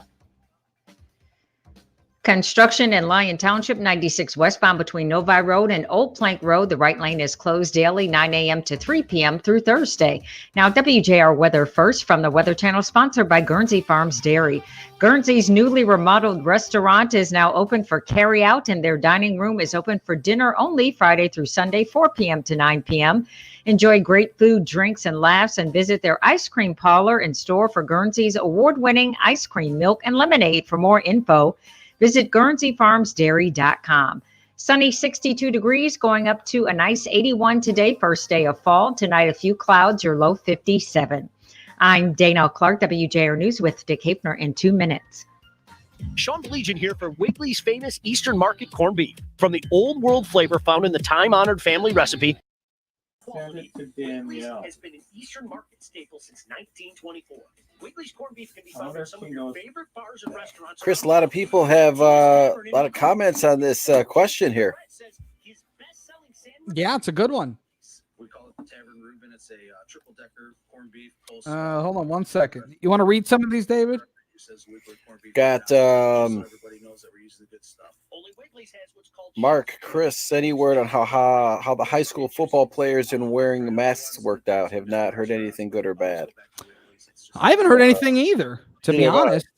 I know Notre Dame's game just got canceled this weekend with Wake Forest. Yeah. Due to COVID. Last few Trump rallies, I've seen a lot more masks. Biden's followers are talking about street fighting. I really feel good about Trump. I wish the debate started before voting. When are the debates going to start? Are there supposed to be 4 of them? We got a debate coming up here in a couple days, I think. Are we? Yes. Cool. Is it the 28th? 28th on what channel? 28th? I don't know. 28th or 29th, I want to say. Fox News? Oh, that's right. That's right. Fox News. Is it Chris Wallace that's going to moderate? Yeah, Chris Wallace. Yeah, he's going to be. All right. I'm looking forward to that. I want to see here. Yeah, September 29th. Cool. Yep, there we go. Yes, Patrick. Rich is working today. who struck and killed Zach Morissette, a Macomb County road worker. Barbara says the problem is most ballots are not postmarked. Envelopes are too large for stamping machines. But can't they put that little sticker on that has the postmark on it? Like you put the little sticker through and then it postmarks that and you stick that onto the envelope? Or that take too long? Thousands of footsteps will be taken in front of the casket of Ruth Bader Ginsburg. Pallbearers walk Ginsburg's casket. See, here's my issue with this Judge Stevens ruling. Is I mean, she changed the law, right? I mean, the law has been changed. That's not on her to do. I mean, she shouldn't be changing the law. That's kind of my issue. Senator Joe Right. Manchin sometimes votes with Republicans, but not this time on a Supreme Court replacement. July 1st election day. And that's why there will be an appeal here. And 3 times the president didn't even put anybody up from July 1st to election day because it was too close. Abraham Lincoln in 1864 wouldn't put a nominee forward. So we look at history. I just don't like this. And, you know, it's just a tough I don't like anything about it. If I use the words of all my colleagues, Republicans. I think if you have ample time to get your ballot in, you can get it in. But the Republican Sorry. Yeah, I agree. they have the Sorry. vote confirmed. Johnson & Johnson. You also can go drop it off. You don't have to mail it. Nope. You can just drive up, drop it in the slot in Yep. the township, and then you're good to go. Yep. Positive results. Johnson & Johnson says it's possible to be available early in. Problem is most ballots are not postmarked. Envelopes are too large for stamping machines. They can put that little sticker thing through then and postmark that. So I don't, yeah. Yep, September 29th is the first debate. That's going to be some must-see TV. Yes. As many as the university had reported. It's a terrible ruling. You're so right. I called my senator in Mike Shirky's office. Yeah. Are both candidates wearing a mask as they walk out? Are they walking out together? Are they walking out together or separate? Are they shaking hands? No, they'll come in from opposite sides. How will this debate look different than other debates in non-COVID times? Say that again. Will both candidates be wearing masks Biden will. when they I walk don't know if out? Trump will. Maybe Will Trump. they shake hands, fist pound, or elbow? I would say elbow. It's gonna be great. They come out together, elbow. That's great. I would say elbow. Okay. How far apart will they be? Oh, it'll be at least 6 feet. They may even be further. And will each of the moderators, in addition to Chris Wallace, be socially distanced? And Probably. obviously, I mean, I don't know who's. I thought it was just Chris Wallace, but if they have, and more, obviously, no crowd there either, right? then I would think not. Yeah. So this is gonna be totally different. Or they'll have a virtual crowd, or will they? Will they They'll have do a virtual crowd? Will they have a virtual crowd or cardboard cutouts? I don't think it'll be cardboard cutout. It might be virtual. And can you like the Detroit Lions are doing? Can you get a cardboard cutout for the debate? That would be interesting, eh? Yeah. Can you? I'd like that. You too could have a cardboard cutout of yourself at the debate. Yes, that would be good. Yeah. I could be front row. There you go. There's exactly. Cher. Cher will be there. Yeah. Perfect. Cher will be there. It's true. Patrick says they'll be doing the foot kick. Are they going to do the old kid and play? Remember from back in the day, that foot kick? I like Kid and Play. Remember that? The what? Remember when Kid and Play did that they had that Oh, little the dance foot they did? kick. Yeah, That's the like foot the foot bump. Right. So if Biden and Trump did that, They can't do the foot bump. Biden would fall over. 30 seconds. that He'd would fall be good. over. He'd lose his balance. No, he's got to stand on both feet. That would be great. All of a sudden, That would be. can you That would be imagine? bad. Oh my goodness. Can you imagine if they try to do the foot kick and Biden trips or something? Right. It'd be bad. Here we come. No. In your time here. That's BoyneGolf.com. The Frank Beckmann Show, News Talk 760 WJR. Now in for Frank, here's Chris Renwick. The thing that I don't like about this Judge Cynthia Stevens ruling is that it essentially changed the law, right? That's essentially what happened here. Uh-oh. Yeah. Uh-oh is right. Because last time I checked, judges don't control or change the law. They can offer opinions or rulings on lawsuits, but you don't change the law. Like, you had to have your ballots in by 8 o'clock on election day. It's just the way it is. But now, well, as long as it's postmarked November 2nd, but we'll count it 2 weeks later. It'll be fine. No. No. So I'm going to roll up to my polling place. Guys, I understand. Don't put the little dividers away yet. Hold on. Wait. I was going to come in yesterday. I got tied up. I couldn't come in. I have a tire flat, the whole thing. I couldn't make it in. So don't put it away. I got to come in. I know it's the 4th. I got it. But I'm going to come in and vote. All right. No, it's not how it works. It's not how it works. This is obviously a way to circumvent our system. However we handle AVs. 8 p.m. election night. Done and done. Attorney General Dana Nessel's office. That we're not going to challenge it. No. Here's from Ryan Jarvie, spokesperson for Dana Nessel. With the November election quickly approaching, voters and clerks need certainty that these decisions provide that.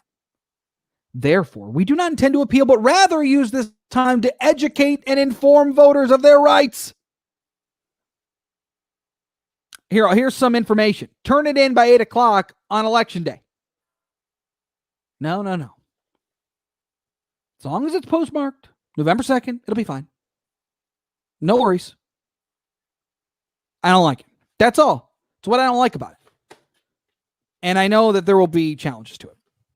800-859-0957, 800-859-0WJR, the number for you to call and text.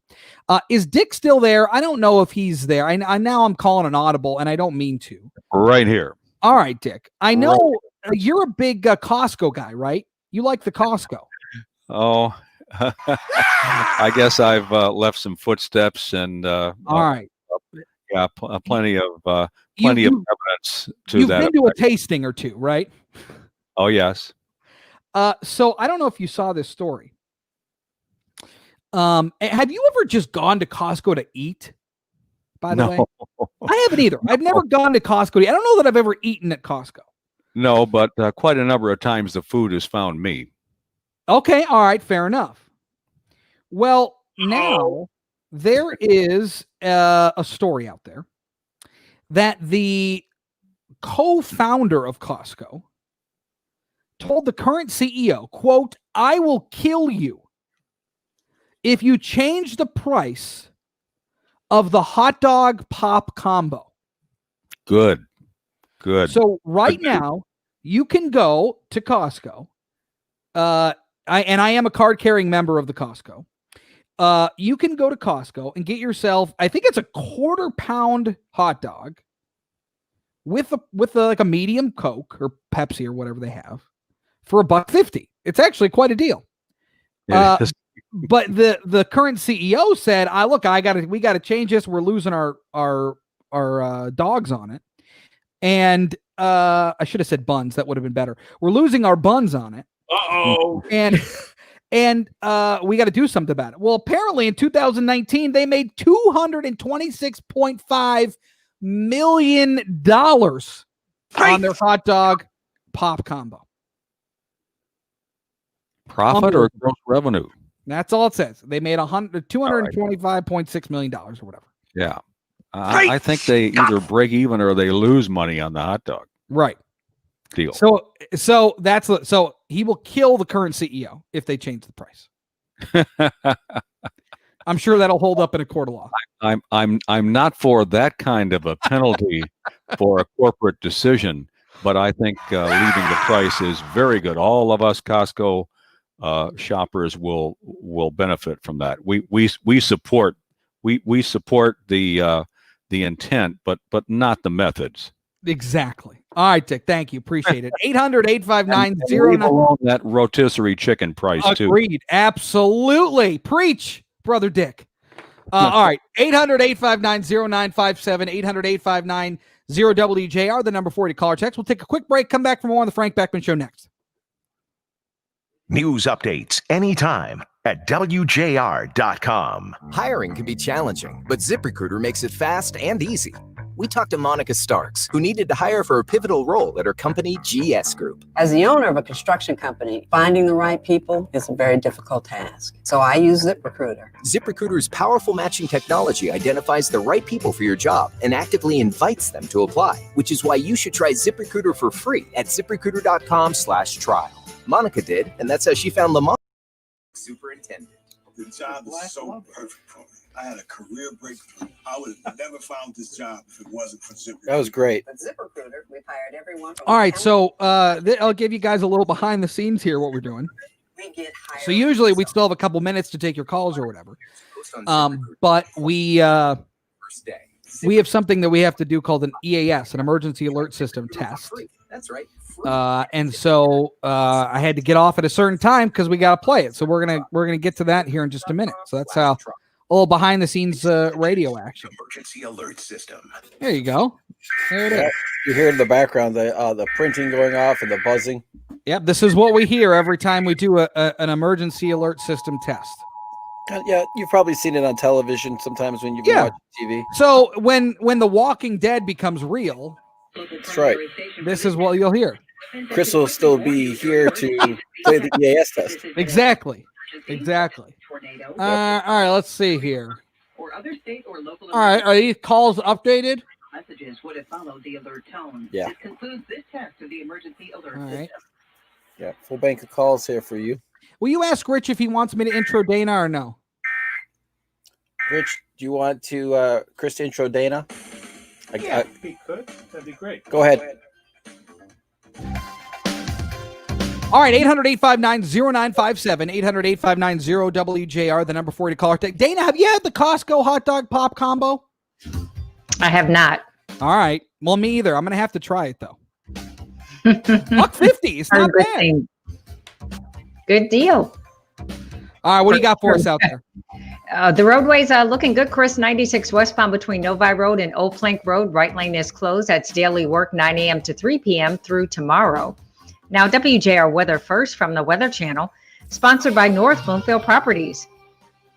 If you're looking for a place to call home, let North Bloomfield Properties find the best place for you and your family. They also provide pre-screened quality tenants to their property owners. They love to match good people to good homes. Contact them today, northbloomfield.com. This report is sponsored by T-Mobile for Business. T-Mobile Business Advantage. Get up to 90 days of unlimited free on business plans via bill credits when you switch, plus taxes and fees. Stop by for details. Over 50 gigabytes per month have lower speeds during congestion. Video at 480p. See T-Mobile.com. Above average temperatures continuing. It's been a great start. Looks like a great finish to the day today. Plenty of sunshine as we get into the afternoon. 80. Tonight we'll settle back into the mid-50s. Suburbs will be a little cooler. Tomorrow, a few clouds, low 80s again. Friday, more sunshine with highs again in the low 80s. For the Weather Channel, meteorologist Ray Stagik on News Talk 760 WJR. Have you or a loved one spinal stenosis? So, Chris, are you familiar with the movie Almost Famous? Almost Famous. Is that with Kate Hudson? Yes. And who else? Who was the guy in that movie?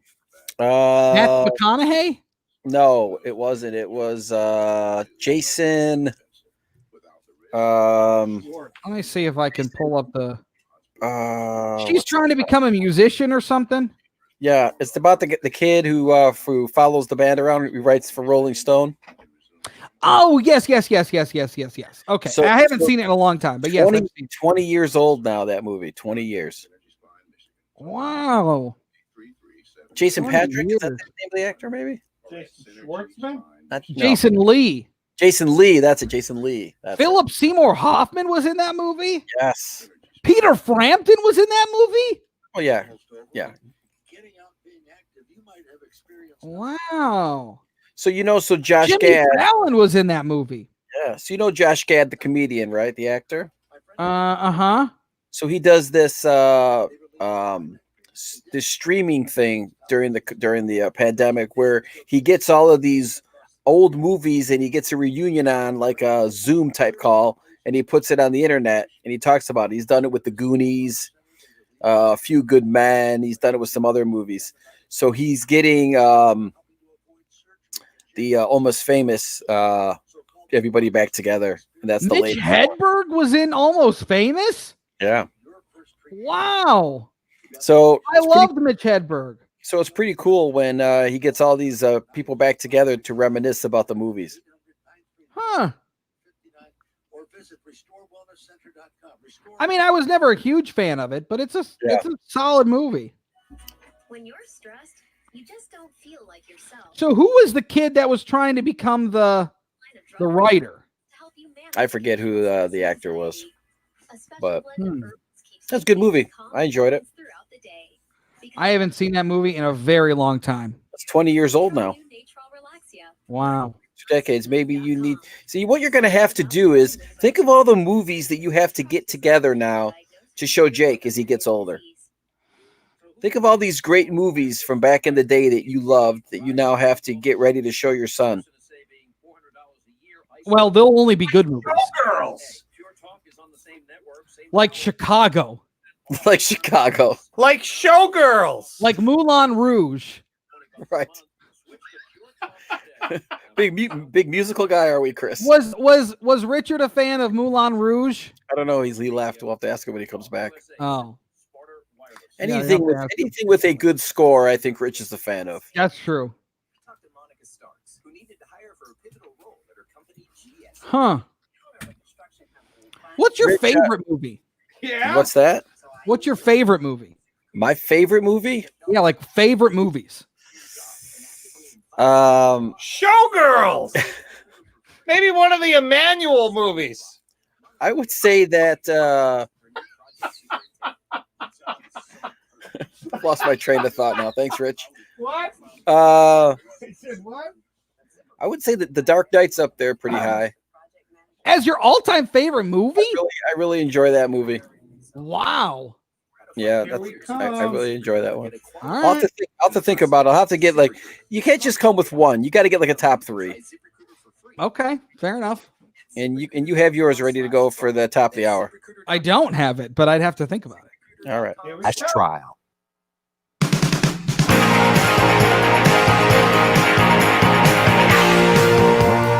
The Frank Beckmann Show, News Talk 760 WJR. Now in for Frank, here's Chris Renwick.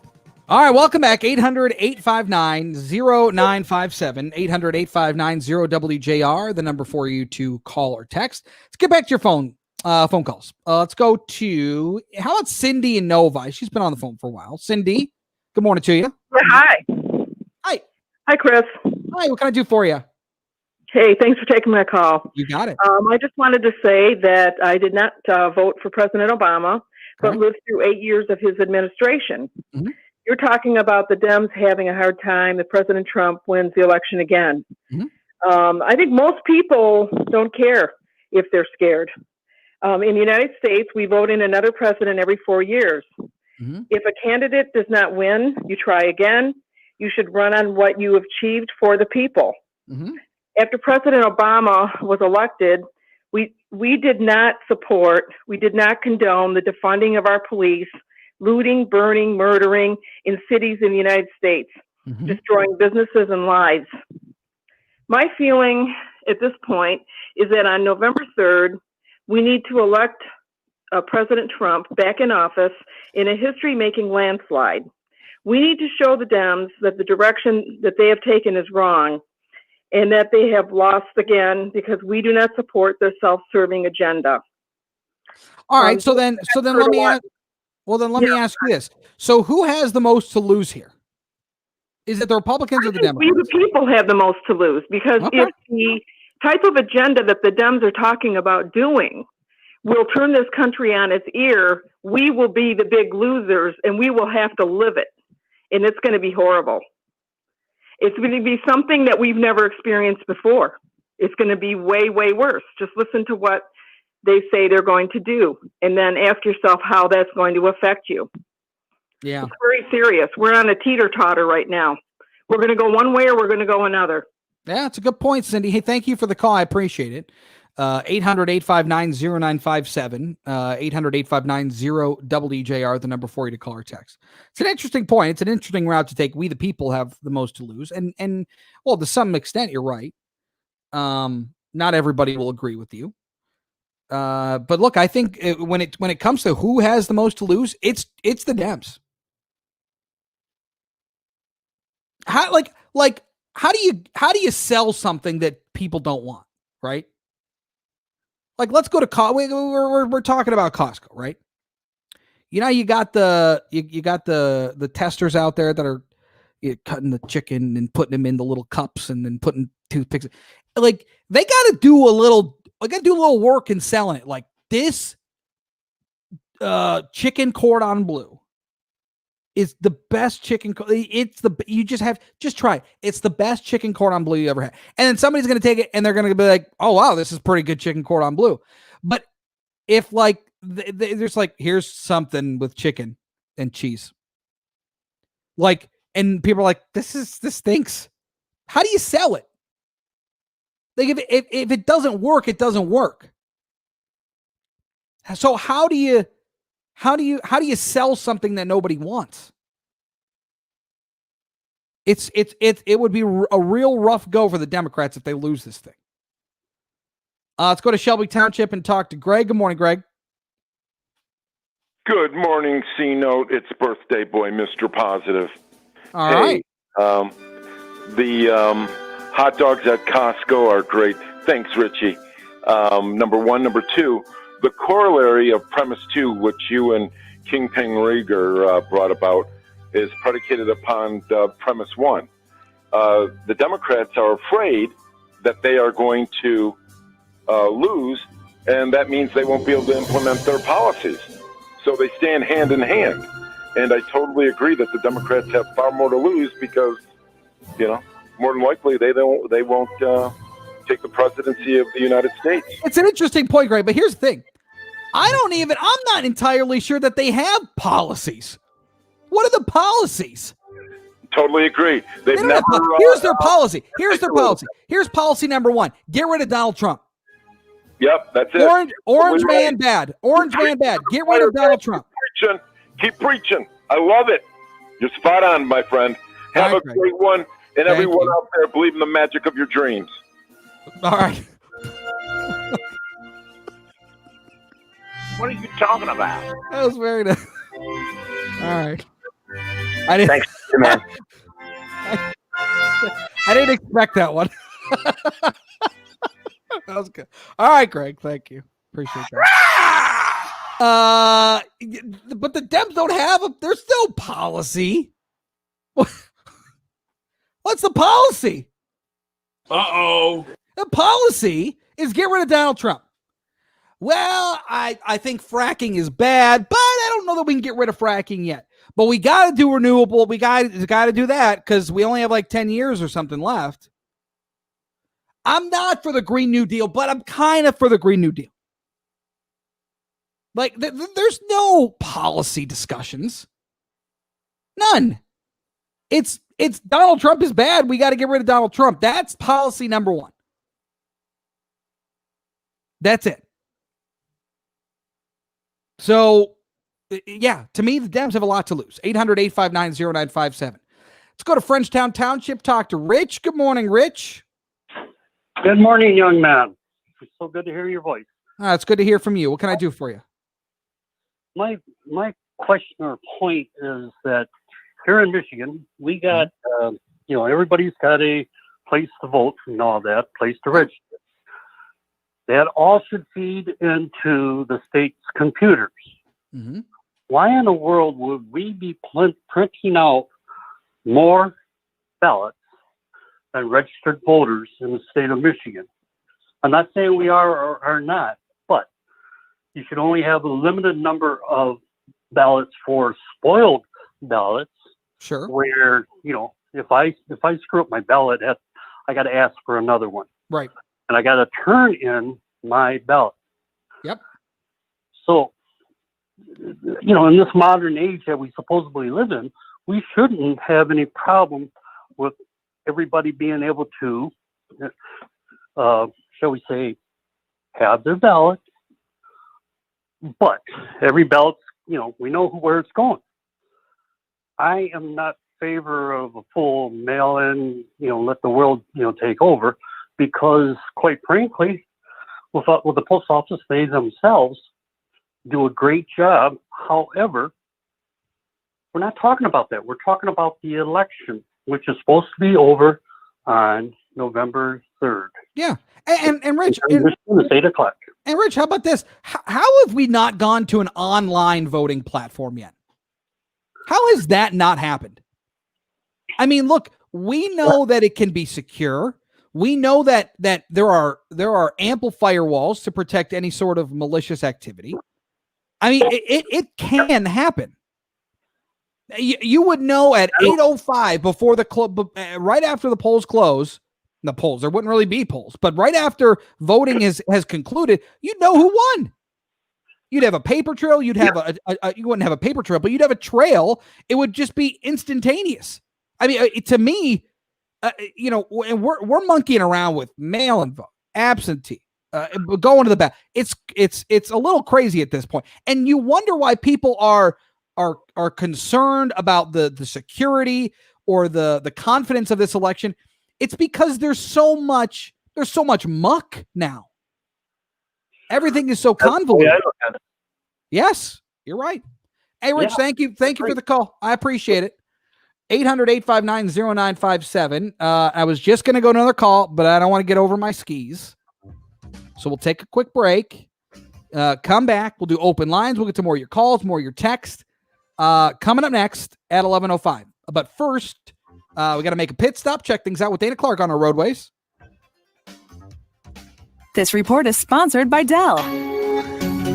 Dell's semi-annual sale is on, with up to 45% off business laptops and desktops with Intel Core processors, along with servers and electronics, all with free shipping. Speak to a Dell Technologies advisor at 877-ASK-DELL. That's 877-ASK-DELL, or visit Dell.com/business deals. Chris, we see a couple of accidents out there this time around. 75 northbound at 8 Mile. Accident has that right lane blocked. It is in that road construction area, but an accident is also there. Expect delays. 94 westbound at Wayne Road. Accident blocks the left lane. Now, WJR Weather First from the Weather Channel, sponsored by Parkway Chrysler Dodge Jeep Ram. Attention new car buyers, Parkway Chrysler Dodge Jeep Ram is offering huge savings on their inventory of new Ram pickups. During the Ram Power Days event, Parkway Chrysler Dodge Jeep Ram, Hall Road in Clinton Township. Just show up, sign up, and ride. Sunshine, 64 degrees, going up to a nice 81 on this first day of fall. Few clouds tonight, your low 57. I'm Dana Clark, WJR News, with Dick Hafner in 2 minutes. Boyne Golf presents Michigan's Magnificent 10. 10 extraordinary courses set among... Yeah, Maria, the Russians would hack it. You're right. Exactly. Vladimir Putin would be the president. Vladimir Putin would be our president. The Russians are going to hack it. Here was your answer to your question on the kid from Almost Famous. All right. So thanks, Patrick, or Michael. I mean, I gotta pull up that name now because I gotta see who that is. Bill has his favorite movie, which is a movie you're not a big fan of. Yeah, come on, Bill. You're better than that. The Breakfast Club? No, The Breakfast Club stinks. It's a great movie from back in the 80s. Come No, on. The Breakfast Club stinks. You're anti-80s movies, aren't you? No. I might recommend something from the Emmanuel franchise. I think that thank you, Rich.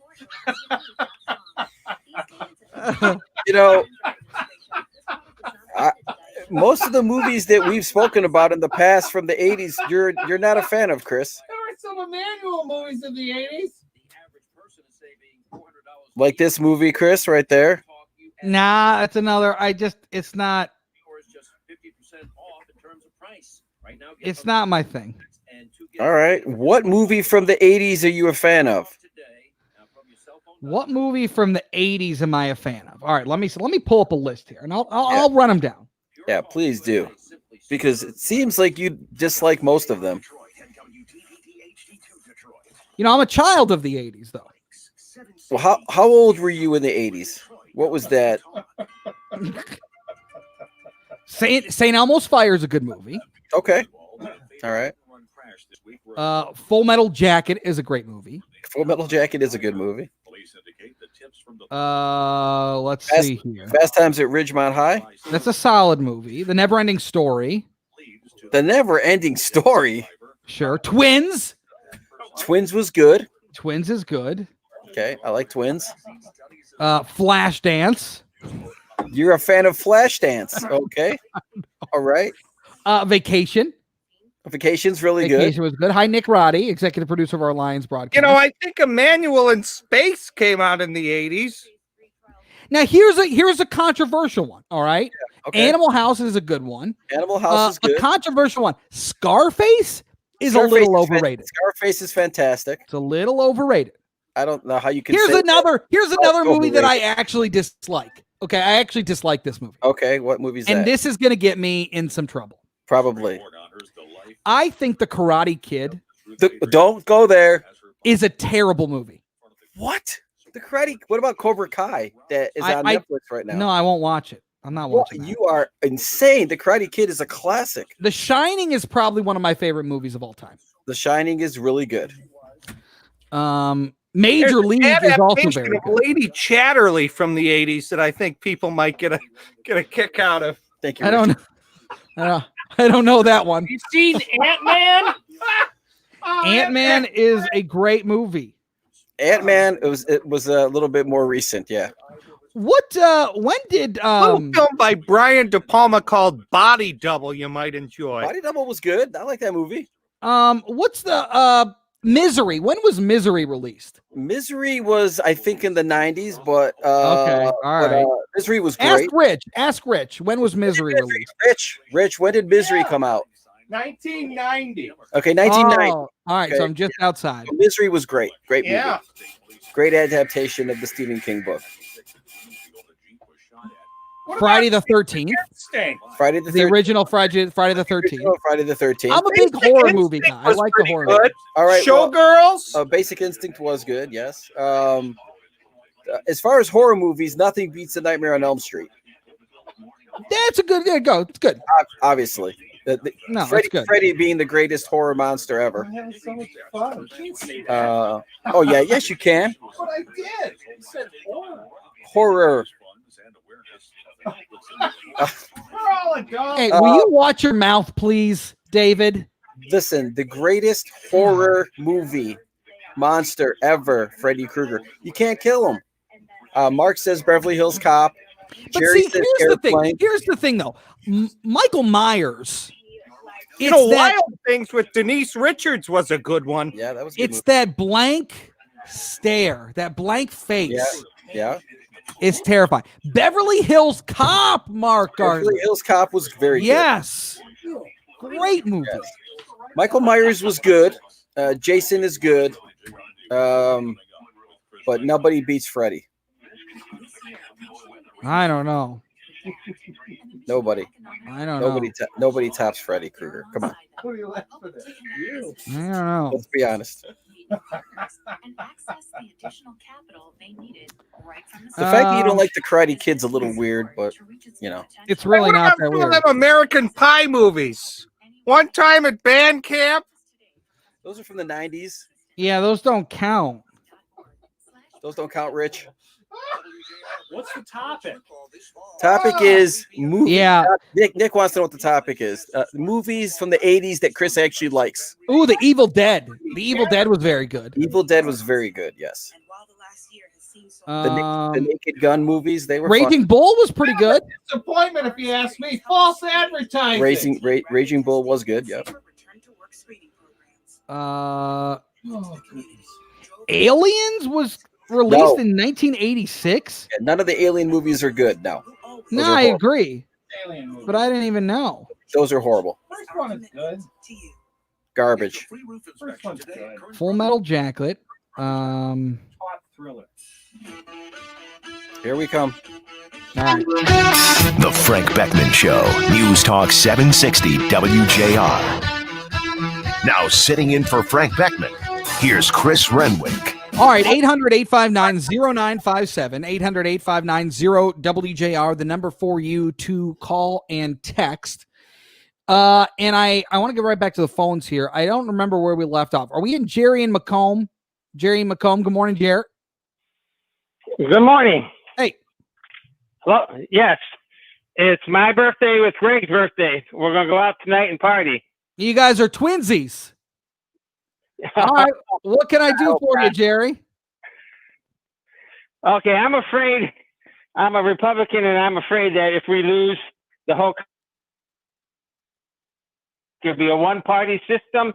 They'll make D.C. and Puerto Rico states. They'll get the government. All right, so Jerry, your phone. I got a bad connection with you, Jerry. Can you hear us? All right, we got a bad connection with Jerry. But Jerry's taking more of the approach that the people lose. So it's not a who's got more to lose. It's the Dems or the GOP. It's just the people lose. Let's go to Mark in Detroit. Good morning, Mark. Good morning, Chris. Thanks for taking my call. I just want to make a quick comment about this judge. Yeah. Chris, I don't care, how stellar, how competent, how a creative genius this judge is. It does not give her the right to just interject her opinion of how she feels the ballot should be counted and unilaterally change the law that's in place in this state. She doesn't have the right to do that. Correct. She shouldn't be allowed to get away with it.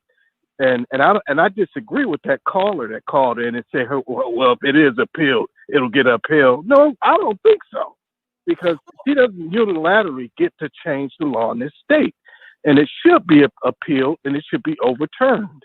And I just want to make one other comment, Chris, if I could. Yeah. I agree with the last caller. The people has the most to lose if the Republicans lose. Because I agree 100% with him. The Democrats will make this a one-party system. They will never lose another election. It will be one party, and they'll turn this country into a socialist disaster. And I just feel that one other comment quickly, and I'll get off the phone. There have been some Democrats who've already made this statement. It will appear that Donald Trump will win this election in the landslide, but not so fast. You will see thousands, tens of thousands of ballots that will come in late, and Joe Biden will end up being the winner of this election. They've already stated this. So this has been in the works since Donald Trump got elected. They planned this out, and they used this virus trying to scare everybody to go, for going to the ballot stations to cast their vote. To just mail it in. We'll take it's too dangerous for you to go out and vote. Just mail it in. We'll handle it from there. So this has been a carefully thought out strategic plan that they set up to steal the election. I mean, it's glaringly obvious. Mark, I agree. And look, and let me ask you this: are you going to your poll? You're going to go to the poll and vote? I implore everybody under the sound of my voice, please go to the voting station, see your ballot, go into that machine. I don't trust the Democrats, or I don't trust the system that they have set up. I will be going in person. I don't care, rain, sleet, snow, blizzard, hurricane. I'm going to the polling station and cast my own vote. Well, the interesting point that I think you bring up, Mark, is, and I kind of mentioned a little bit earlier, it's pre-pandemic, right? We'll call it that. We're just kind of doing our own thing, right? We have our system, and it seems to be working okay. Now, what they do is they throw you in a pool, and they expect you, with weights on your feet, and they try to, okay, we'll swim out, and you gotta swim past the pool noodle, and you gotta swim past the big duck floaty, and you gotta get through all this stuff to get to the steps to get out. That's what they've kind of done here. I mean, they have made this process so complicated, so confusing, so unrecognizable from what it was, that if something goes on, it's like there's no, I mean, how do we tell what went wrong where? As opposed to going, look, everybody, you want to go vote, you got to wear your mask, stay outside till we call you in. You're going to be in for 3 minutes and then you're out. That's it. That's the extent of what we're doing. Dress warm because early November can be cold and you may be waiting outside. Listen, Chris, you'll see it. You'll see this happen after this chaos of this election, because it's going to be a chaos. It's going to be tremendously chaotic. Then you'll see all the Democrats come out and say, see, we told you guys we need to just change. Let's unilaterally change the whole system. Let's get rid of the electoral process. Let's just make a popular vote. We'll just change everything. And we'll add two more. We'll add 2 more seats on the Supreme Court. Yep. Be fine. Yep. We'll pack the courts and we'll make everything in our favor, and we'll see to it that we never lose another election. There will always be a Democratic president on the seat. Yeah, and Hillary Clinton blames Mitch McConnell and the Republicans for a power trip. Okay, got it. Yeah. All right. Hey, good stuff, Mark. I appreciate the call. Thank you, my friend. 800-859-0957. Real quick to Charlene and Troy. Good morning, Charlene. Hi, good morning. Hi, how are you doing? I'm good. What can I do for you?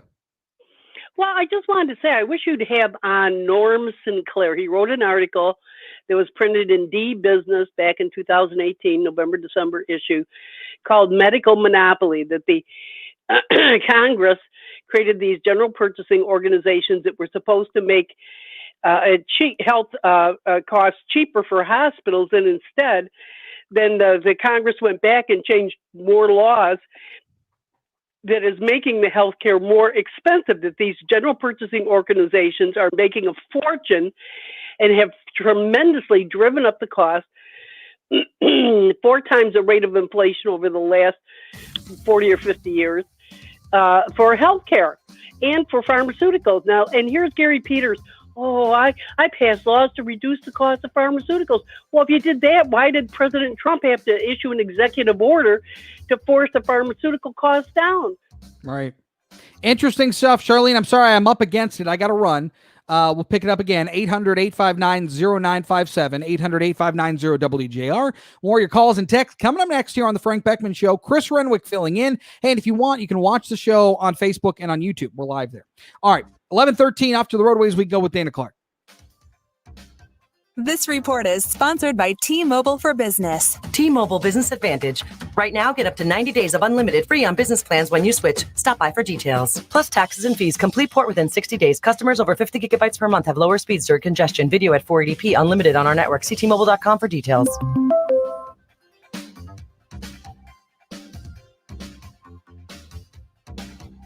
Earlier collision 75 northbound at 8 Mile. That is clear. Now, WJR weather first from the Weather Channel. Well, this dry run of weather continuing now. Lots of sunshine in today's forecast. Temperatures over the next 3 days will be hovering near 80 degrees. 80 today, near 80 tomorrow with a few clouds around. Friday, sunshine near 80, overnight lows in the 50s. From the Weather Channel, meteorologist Ray Stagik on News Talk 760 WJR. Senior Financial Center's David Bartman. Having a ripple effect on our economy, forcing many Americans to make How about Caddyshack? Caddyshack's a great movie. Ghostbusters. You got big fans of Ghostbusters here in the control room. Uh-huh. Oh yeah. You know, I gotta throw Porky's into the ring. Oh, another good one, Coming to America. Coming to America, which they're doing a part 2. Yeah. They are? Yes, they are. Yep. Poltergeist was good. Poltergeist was good. Yeah. Top Gun overrated. Top Gun. Well, no, I like Top Gun. Top Gun overrated. And they're making part 2s coming out for Top Gun. E.T. E.T. was good. Yeah. Dave's favorite movie, 16 Candles. 16 Candles. Beetlejuice. Good movie. Beetlejuice was great. 16 Candles was okay. The Shining, we've already talked about that. Any of the John Oh, here's probably my favorite movie of the 80s. Yeah. The Princess Bride. Great movie. Great movie. Great movie. What about Gremlins? Oh, I love Gremlins. Never a big Gremlins guy. Who Framed Roger Rabbit? Another good 80s movie. That was good because it was like one of the first animation and real actor type things. So, yeah. Back to the Future. Back to the Future was good. Star Wars. Obviously.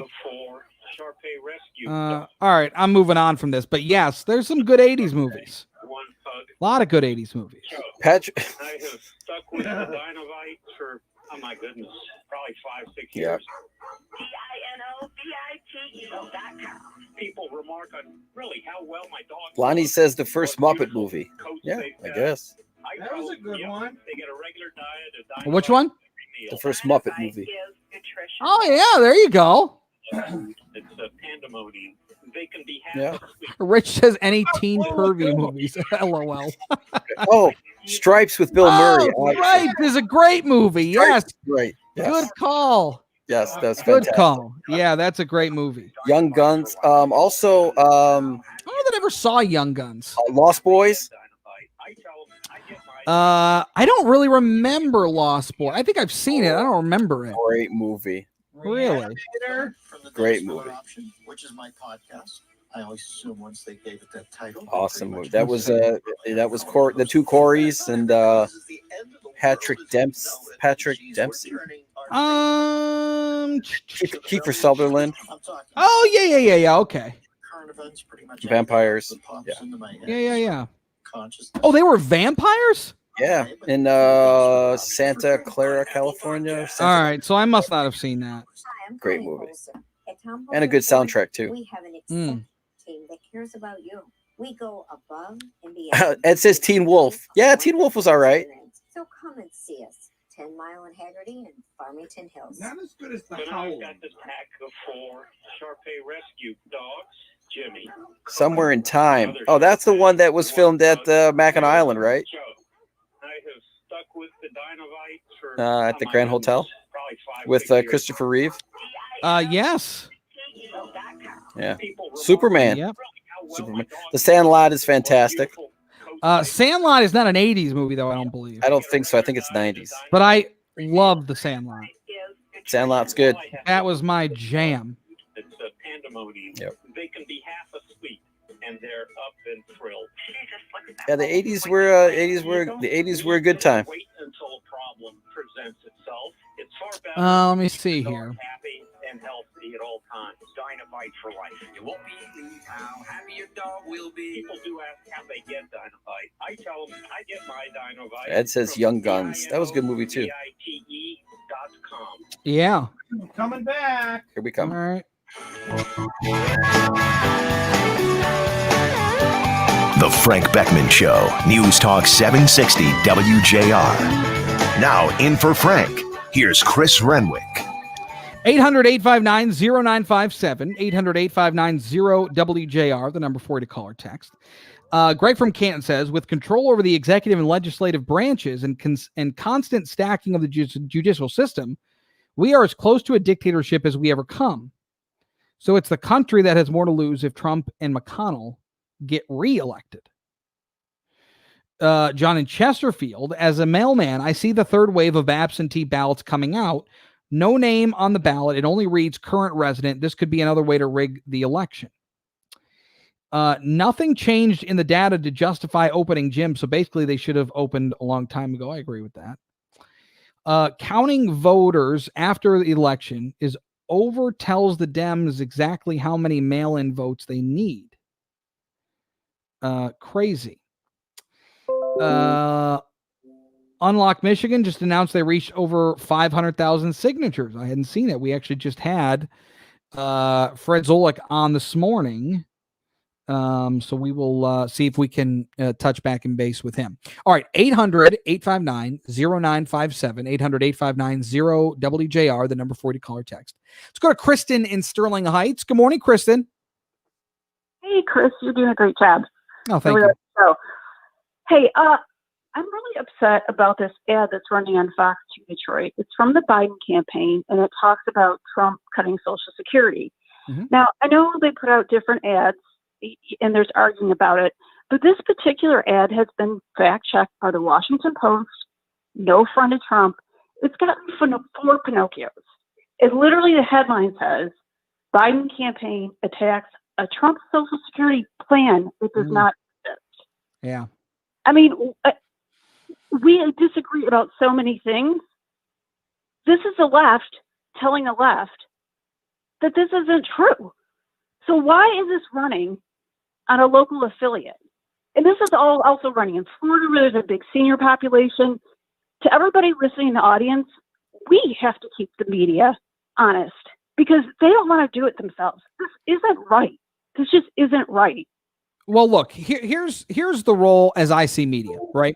And we're a little different because we're here to, we have discussions, specifically on this show and on this station, we have discussions, but we'll share opinions and opinions on both sides can be shared, both from this side of the microphone and then with you guys. But we're just going to give you our opinions and we'll give you the facts. And then you can make up your own mind. And that's how media should be.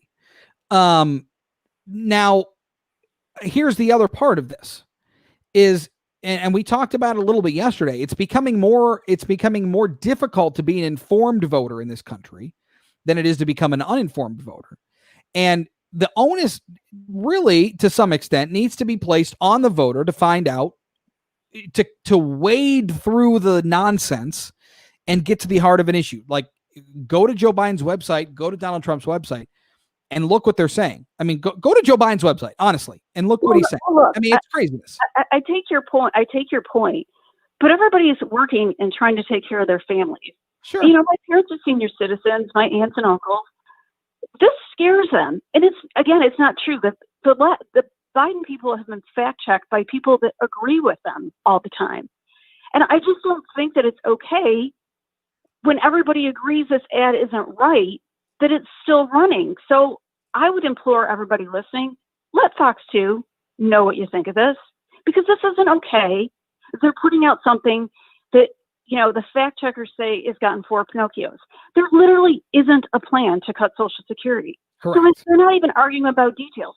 There literally isn't a plan. And I just don't think that it's reasonable. I mean, I just don't think that people have the time to go find out whether that's true or not. I think they just believe what is told to them because it's on TV and they supposedly have fact checkers even at local affiliates. It's right. But, there's lots of examples, like I said, we can argue over, but this is pretty clear that this isn't true. So why are they accepting the ad? Fair enough. All right, Kristen. Yep, I got you. I appreciate it. 800-859-0957. Let's go to Scott Novi. Good morning, Scott. Morning, Chris. I was compelled to call when I heard you make the comment that why aren't we doing online voting? My son-in-law and I, he's a millennial, but we really have good conversations. And he says, why aren't we voting online? And you're not going to hear me quote Obama very often, but right before the 2016 election, he was at the White House and he said, we have 50 states. Each state does the voting process different, which makes it virtually impossible for Russia to influence the election in terms of changing votes. So that's exactly what I told him, and I will say that to you. If we go to a centralized online voting, we will run into a lot of problems. Well, okay, maybe, but look, banks have been using online banking for years, and it's pretty secure. And so I'm just saying that there is a way to do this. Now, I understand what you're saying, and it's a valid point. But my point is what they've done now in the last, couple weeks, couple months, in terms of changing the way that we vote, literally. I mean, ask Judge Cynthia Stevens. Ask her. Literally changing the way that we vote and how votes are counted. There's so much muck that you need to get through. It has Everything is jumbled together. And by the time there is fraud, or by the time that there could be fraud or some shenanigans taking place, we won't even really know where to look. What happened? Was it because you waited 2 weeks? You gave a 2-week grace period to gain more ballots in? Or is it because the mail system is slow? I mean, there's a lot of now variables that we have to deal with. And look, I don't know that this way of voting will exist anymore after this election. I really don't. Well, what I think is if everybody's going to go to a VPN, and I doubt that's going to happen. I'm a senior. I understand it. But you ask anybody who's over 40, you have a VPN so you can vote and be sure that it's a good, pure vote. They're going to look at you and say, "What's a VPN?" Well, that's fair.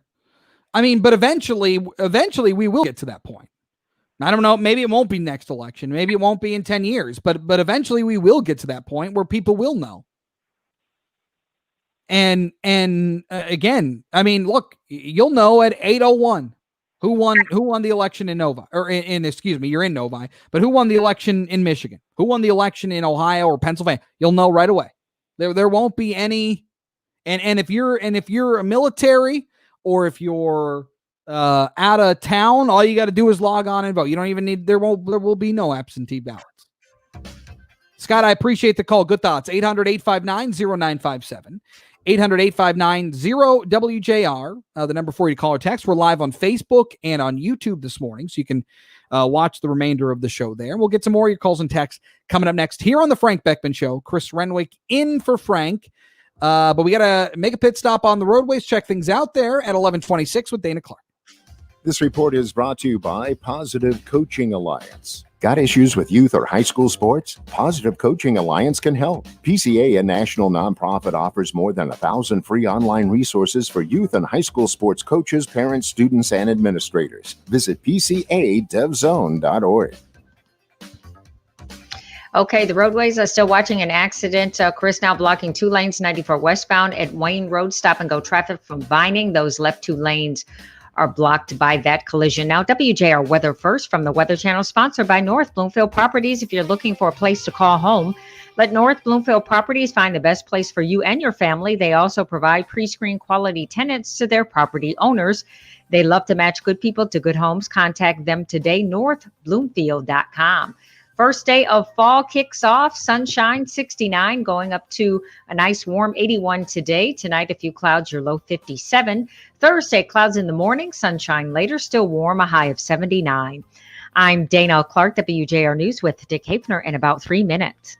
Express car buying made easy. Chrysler Dodge Jeep Ram delivers. Dick Huvar's huge. Chris, we had a caller who brought up a potential solution to the problem.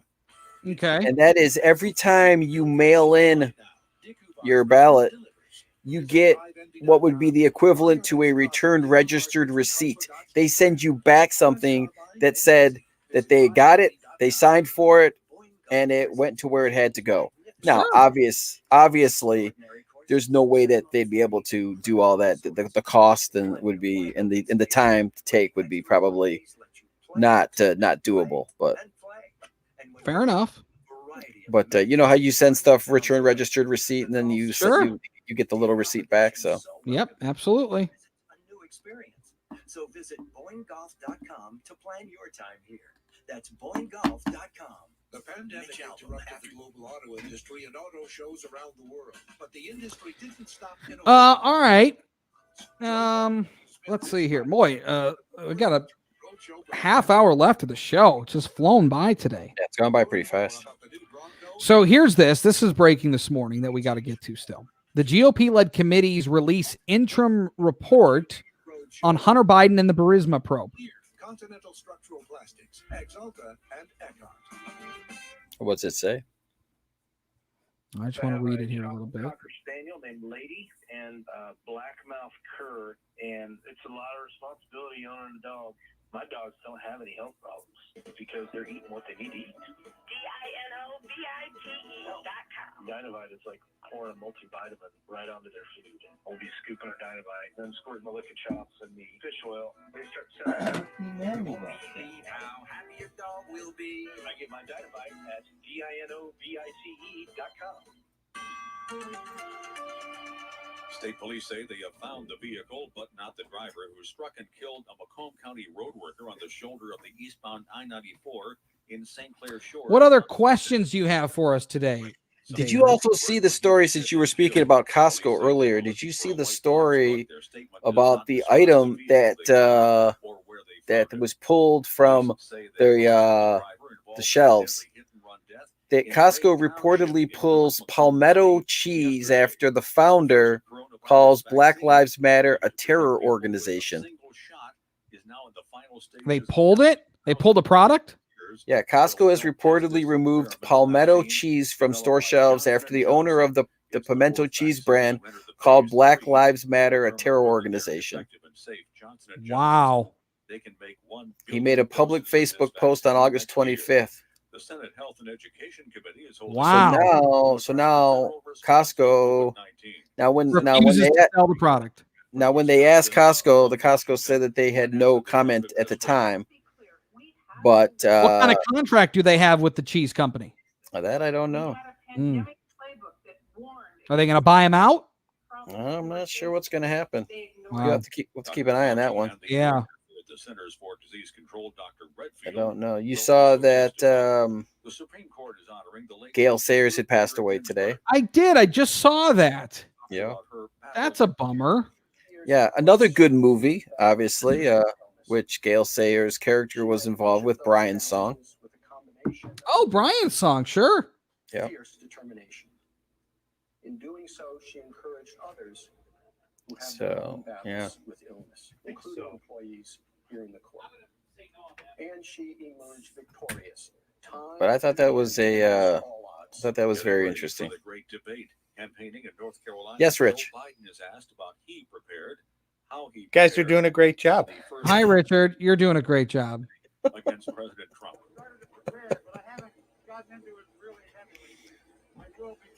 Oh, Rich. Bills to make it illegal to fill in somebody else's absentee ballot have been introduced. So Patrick and Clay, congrats on the gig. I see you got a job. Are you guys friends? Did you become friends on here? Have reached a 3-year lease. That's pretty cool. Ford will build electric vehicles at the Mike wants to know if you play guitar, or is that guitar a show prop? Chris plays the guitar, Mike. I do play guitar. Yeah, I do play guitar. Yeah. That guitar actually is downstairs. This is in my living room at the moment. That's just the case. Got it. Can you see it? Maybe you can see over there. Take a whack at this one. Yep. That's an Ibanez. I painted that one actually. It's like a dark purple almost. I've got 7 or 8 guitars around somewhere. She moved into the house in All over the place. after she was acquitted of murdering her father and stepmother, the hatchet. We message each other. Okay, cool. Well, very good. Oh, Cool. the other half of the Road Warriors from wrestling passed away also. Oh, I don't know. Joe Laurinaitis, whose son played in the NFL. Senator, this If you remember. The Beer Institute Wow. has named Michigan Senator Debbie Stabenow a beer champion for supporting the beer industry and especially for sponsoring tax breaks. 2020 has been quite the year. On Wall Street, the Dow Jones Industrials are down 86. I'll tell you, News more coming up with Chris. No, Michael, I don't perform live. At least Did not you in a used very to- long you time. used to be in a band. I was in a band, yeah. Yes, that's what I had heard. I was, yeah. I was the singer in that band, though. I wasn't the guitar. That's what I heard. Yeah. This is what I was told. Yes. Oh yeah, back But, in the day. But you're retired now. I'm retired. Yes, I'm a retired musician. Do you still do karaoke or anything like that? Do I still do karaoke? You can ask Rich if I do karaoke. 30 seconds. Rich, does Chris do karaoke? He doesn't. He hasn't answered me. Oh. I'll He get would an have. answer. He would have an answer to that. I'll get an answer. We're coming back. All right. AbsoPure, and Comcast Business. To keep up to date with year-round Detroit Jazz Festival Foundation concerts, educational initiatives, live streams, and more, visit DetroitJazzFest.org. DetroitJazzFest.org. The Frank Beckmann Show, News Talk 760 WJR. Now sitting in for Frank Beckmann, here's Chris Renwick. 800-859-0957. 800-859-0WJR, the number for you to call or text. Still a lot to get to this morning. Let's see if we can go out to Tim in Westland. Good morning, Tim. Good morning. Thanks for taking my call. You got it. I got a hand grenade to throw into the conversation here. Oh, boy.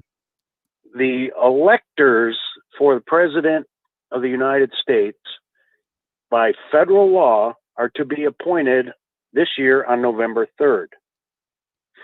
The second section of that federal law, it's Title III of the United States Code, if anyone wants to look it up, Okay. says if an election is held for the purpose of making the choice of electors and it fails to make a choice on the prescribed day by law, that's November 3rd, that the state legislature on a subsequent day can appoint the electors.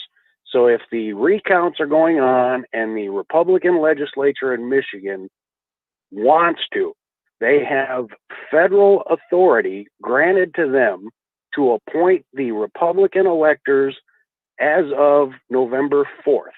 It's Title III of the United States Code, Chapter 1, Sections 1 and 2. The federal Constitution grants states the power to prescribe the manner of electing their senators and representatives. But the election of the president is done by appointing electors from the states. Sure. Are you with me? Yep, gotcha. So it's a completely separate set of laws that control the Electoral College vote. Exactly. So the Republican legislature, as of November 4th, can just appoint, and it's the legislature. This would be a time for the legislature to do something without the governor being able to say a word about it, like she has taken so much pride in doing. Sure. And passing things without the legislature. Well, that's a very interesting. As of November 4th, the state legislature has absolute federal authority to appoint the electors from the state of Michigan. You can look it up. I wrote a book on it, The Electoral College for Patriots. I've studied the election laws. I've studied the Constitution. I know it all. And the people calling in are thinking they vote for the president. Your vote counts towards appointing the electors, but the federal law says if that election doesn't make a choice on November 3rd, it's up to the legislature. So, all right. Well, look, that's a lot of interesting stuff. I'm gonna do some research on that, Tim, because that's a lot of information that obviously we need to look into. But I appreciate that. Thank you. 800-859-0957. Let's go to Williamston and talk to Gail. Good morning, Gail. Good morning. The reason I'm calling is yesterday I was listening to your show and a woman called in that was confused about the John James ad and the Gary Peters ad, where Gary Peters claims the ad is false, but they were about two different things. John James ad claims that Gary Peters missed meetings, and Gary Peters ad claims that he made 90-some% of the votes. So that's just two different things. I guess if you show up on payday, it's good. Right. Sure. So, is either ad false? Probably not. They're true. Right. Exactly. And The way you word things is pretty important, especially when it comes to those ads. Look. Can I mention one other thing really quickly? Yeah, you got it, Gail. People would be careful about their addresses on their driver's licenses. 2 years ago, my driver's license was due to be renewed, and I never got the reminder in the mail. And I was hoping not to have to go to the Secretary of State. So I called and went through all the information to have it mailed to me. And when we got to the address, it had been changed. And I've been in this house at that point, it was 40 years. And somebody had gone online and changed my address. So I think that really opens it up for a lot of voter fraud. And we went to the Secretary of State. Wait, my husband, hold on a second. Somebody changed your address? Yes, online. They just need the last 4 digits of your social security number and your eye color. And I guess it's easy to find out information online. Did you find out who changed your address and like where they went to do that? Well, this was a really interesting story. And actually my husband's was changed also. We called the Secretary of State, and they did what they call a mic trail. Okay. It had been changed in the James Austin building in downtown Lansing. Wow. Interesting. So either the computer was hacked or Right. something pretty rotten at the Secretary of State's office. Wow. Interesting. All right, Gail. Thank you. 800-859-0957. George in Detroit. Good morning, George. Order after I left. So it's like, put me in the queue. If I get on, fine. If I don't, fine. All right. What can I do for you? Hello? George, you're on. Yeah. All right. Thanks, Chris. I didn't know if I was going to get on. Yeah, I have to laugh about the guy that, was for this judge praising how stellar a record she had. Well, if she's so stellar, then she knows that judicial activism and legislating from the bench is wrong. So why is she trying to do that? She doesn't have jurisdiction in this. Yep, she good knows point. that. He knows. Yeah. Then the guy showed where he was coming from. Yeah, Trump's the one to lose because when he gets out of office, he's going to jail. It's like, yeah, right. Well, I'll bet him $1,000 he don't go to jail. But, the whole thing with Joe Biden, now these commercials, I don't know if you've heard them on your station, of, he's the big COVID, savior and the big savior of looting. He actually puts that in there.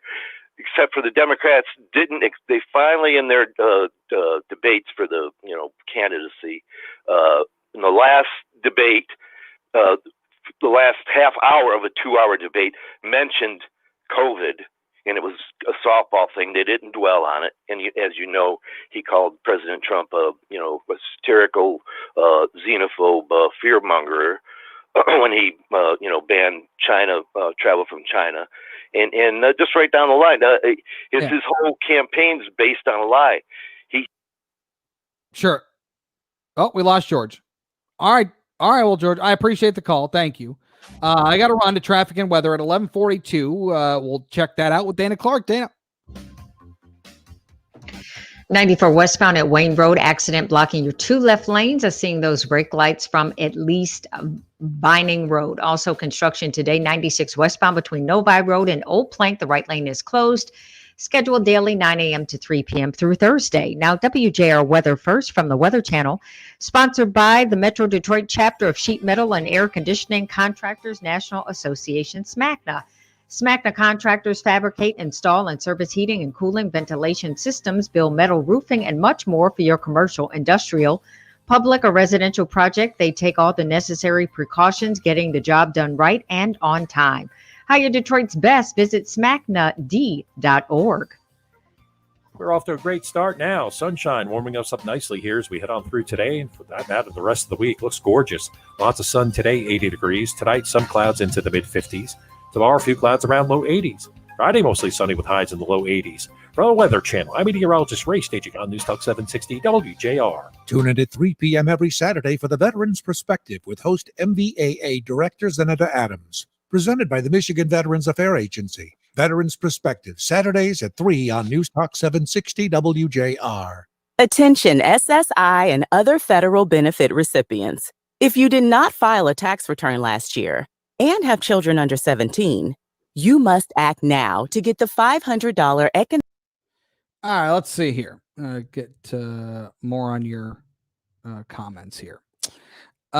It's beyond ridiculous to get anything done before December. Song Chris should sing at karaoke. Here's the thing. Yes, Clay, congrats on the gig. I would be hesitant to tell you what my my karaoke song of choice would be. It's a ridiculous song, but it's fun. I really only do 1 or 2 songs karaoke, so that's just the way it goes. Offices in Troy. All right. Dave is taking some calls. That's good. All right. Let me see here. We do still have some stuff to do. What did I want to do? Maybe we'll save this for tomorrow. Governor Whitmer has released a op-ed or a piece in one of our papers, so maybe we'll get to that tomorrow. I don't know if we're gonna have time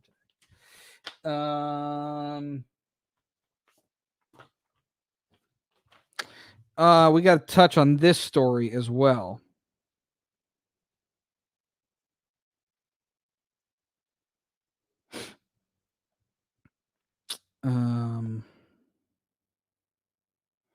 This is from Fox News. GOP-led committees release interim report on Hunter Biden and the Burisma probe. So we'll get to that coming up here in just a couple minutes.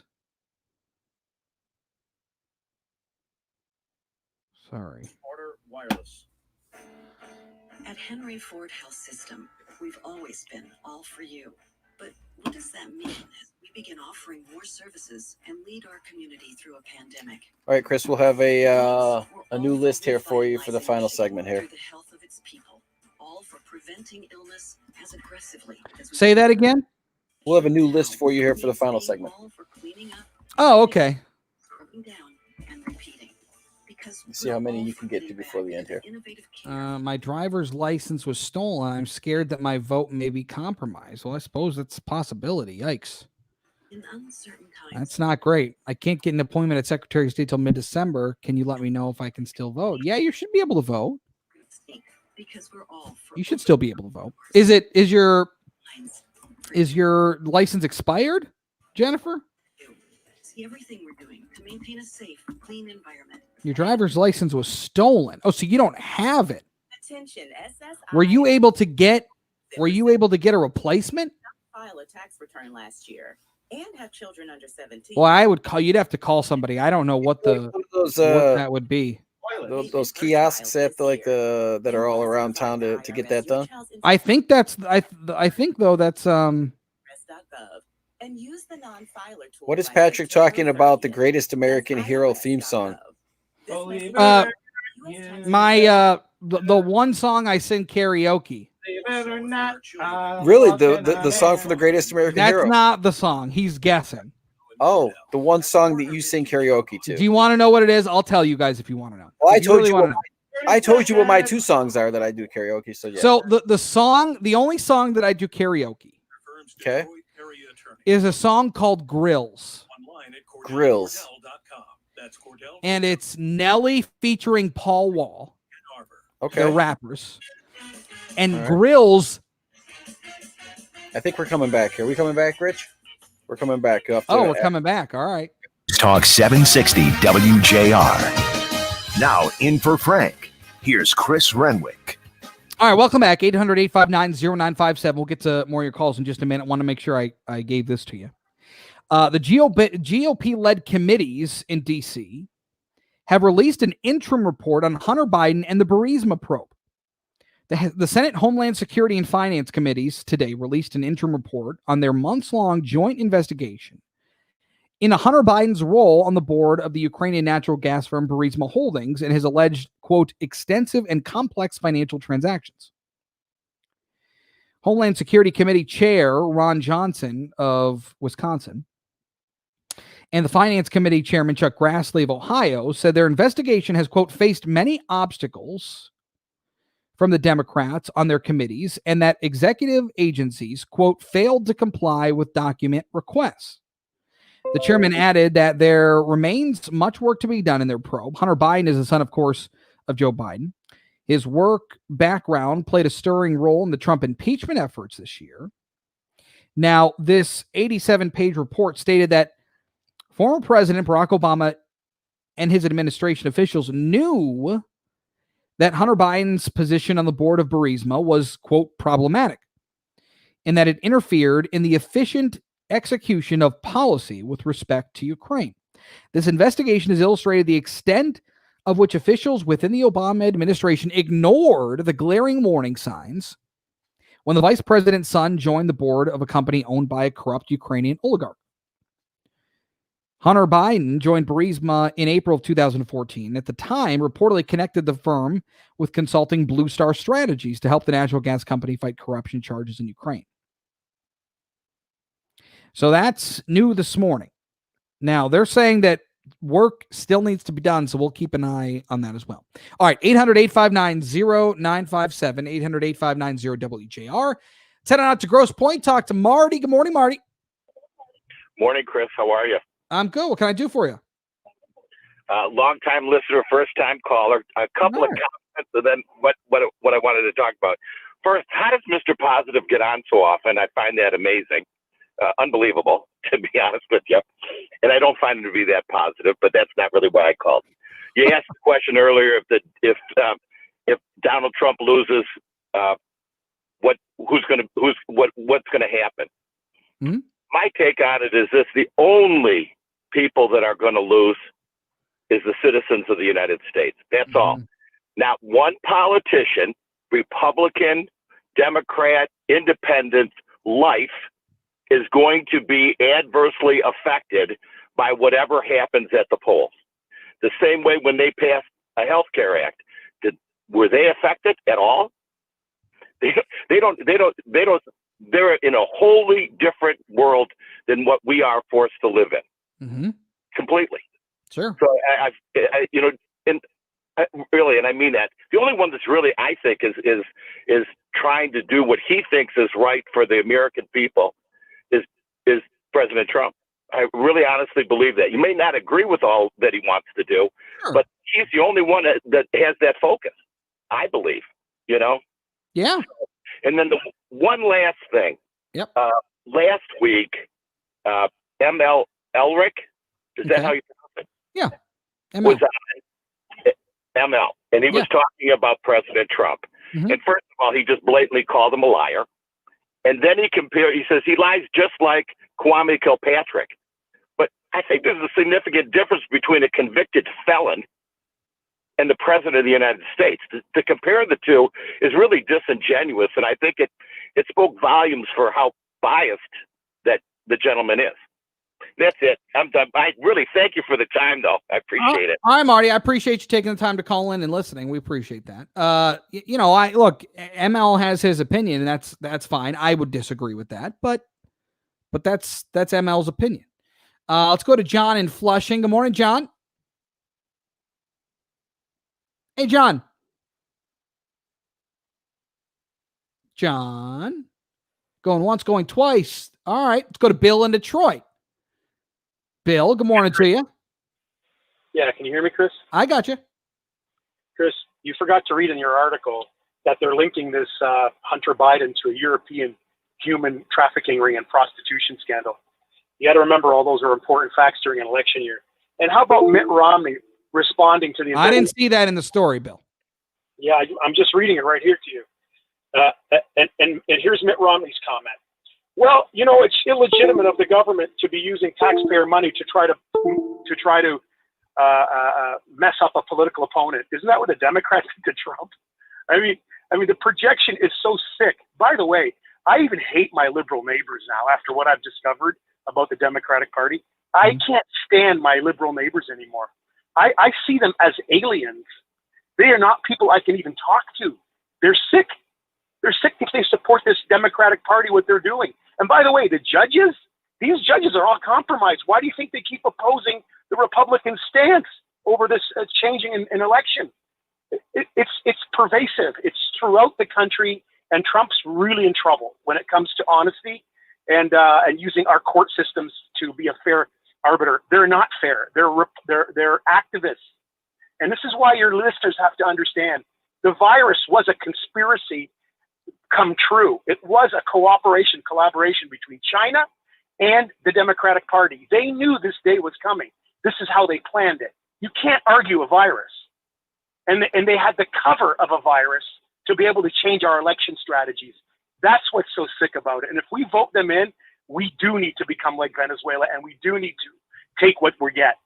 I'm sorry. We deserve it. We all deserve it as a country. I'm really sorry. All right, Bill. look, that's a little conspiratorial for me. I mean, you're obviously not the first one to feel that way or talk about that. I have no evidence to support that, so it's not something I can subscribe to. But I mean, look, it's this. If you look at what we've dealt with this year, it does seem pretty unrelenting. Let's go to Gail in Highland. Good morning, Gail.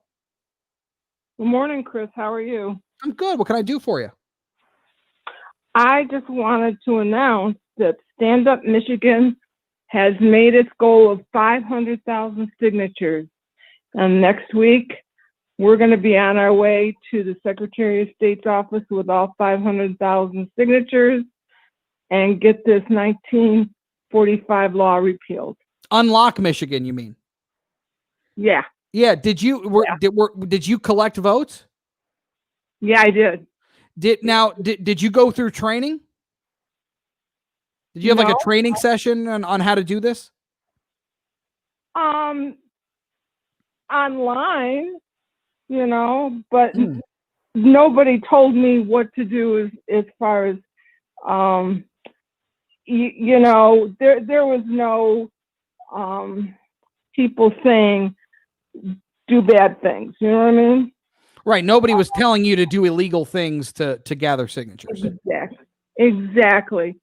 I just went online and it showed me what I had to do to collect the signatures properly. And then I went out and collected signatures. Do you know how many signatures you collected? No, I don't, because some of them I collected on my own, and then some of them I collected at a gun shop. So I don't know how many I collected personally, but it was quite a few. All right. Well, good. All right, Gail, I appreciate the update. Thank you. All right. That'll do it for us today. We appreciate your time, and we will be back tomorrow here on the Frank Beckmann Show, 9 to noon. But first, we do have to check in with our Dana Clark at 11:56, get an update on traffic and weather. This report is sponsored by Unbound.org. There are young people across the world facing all right, Chris. Continue their dream of education. All right, David. Thank you. Thank you. Good job. Good to see everybody today, and we will talk with you soon. All right. See you. Take care.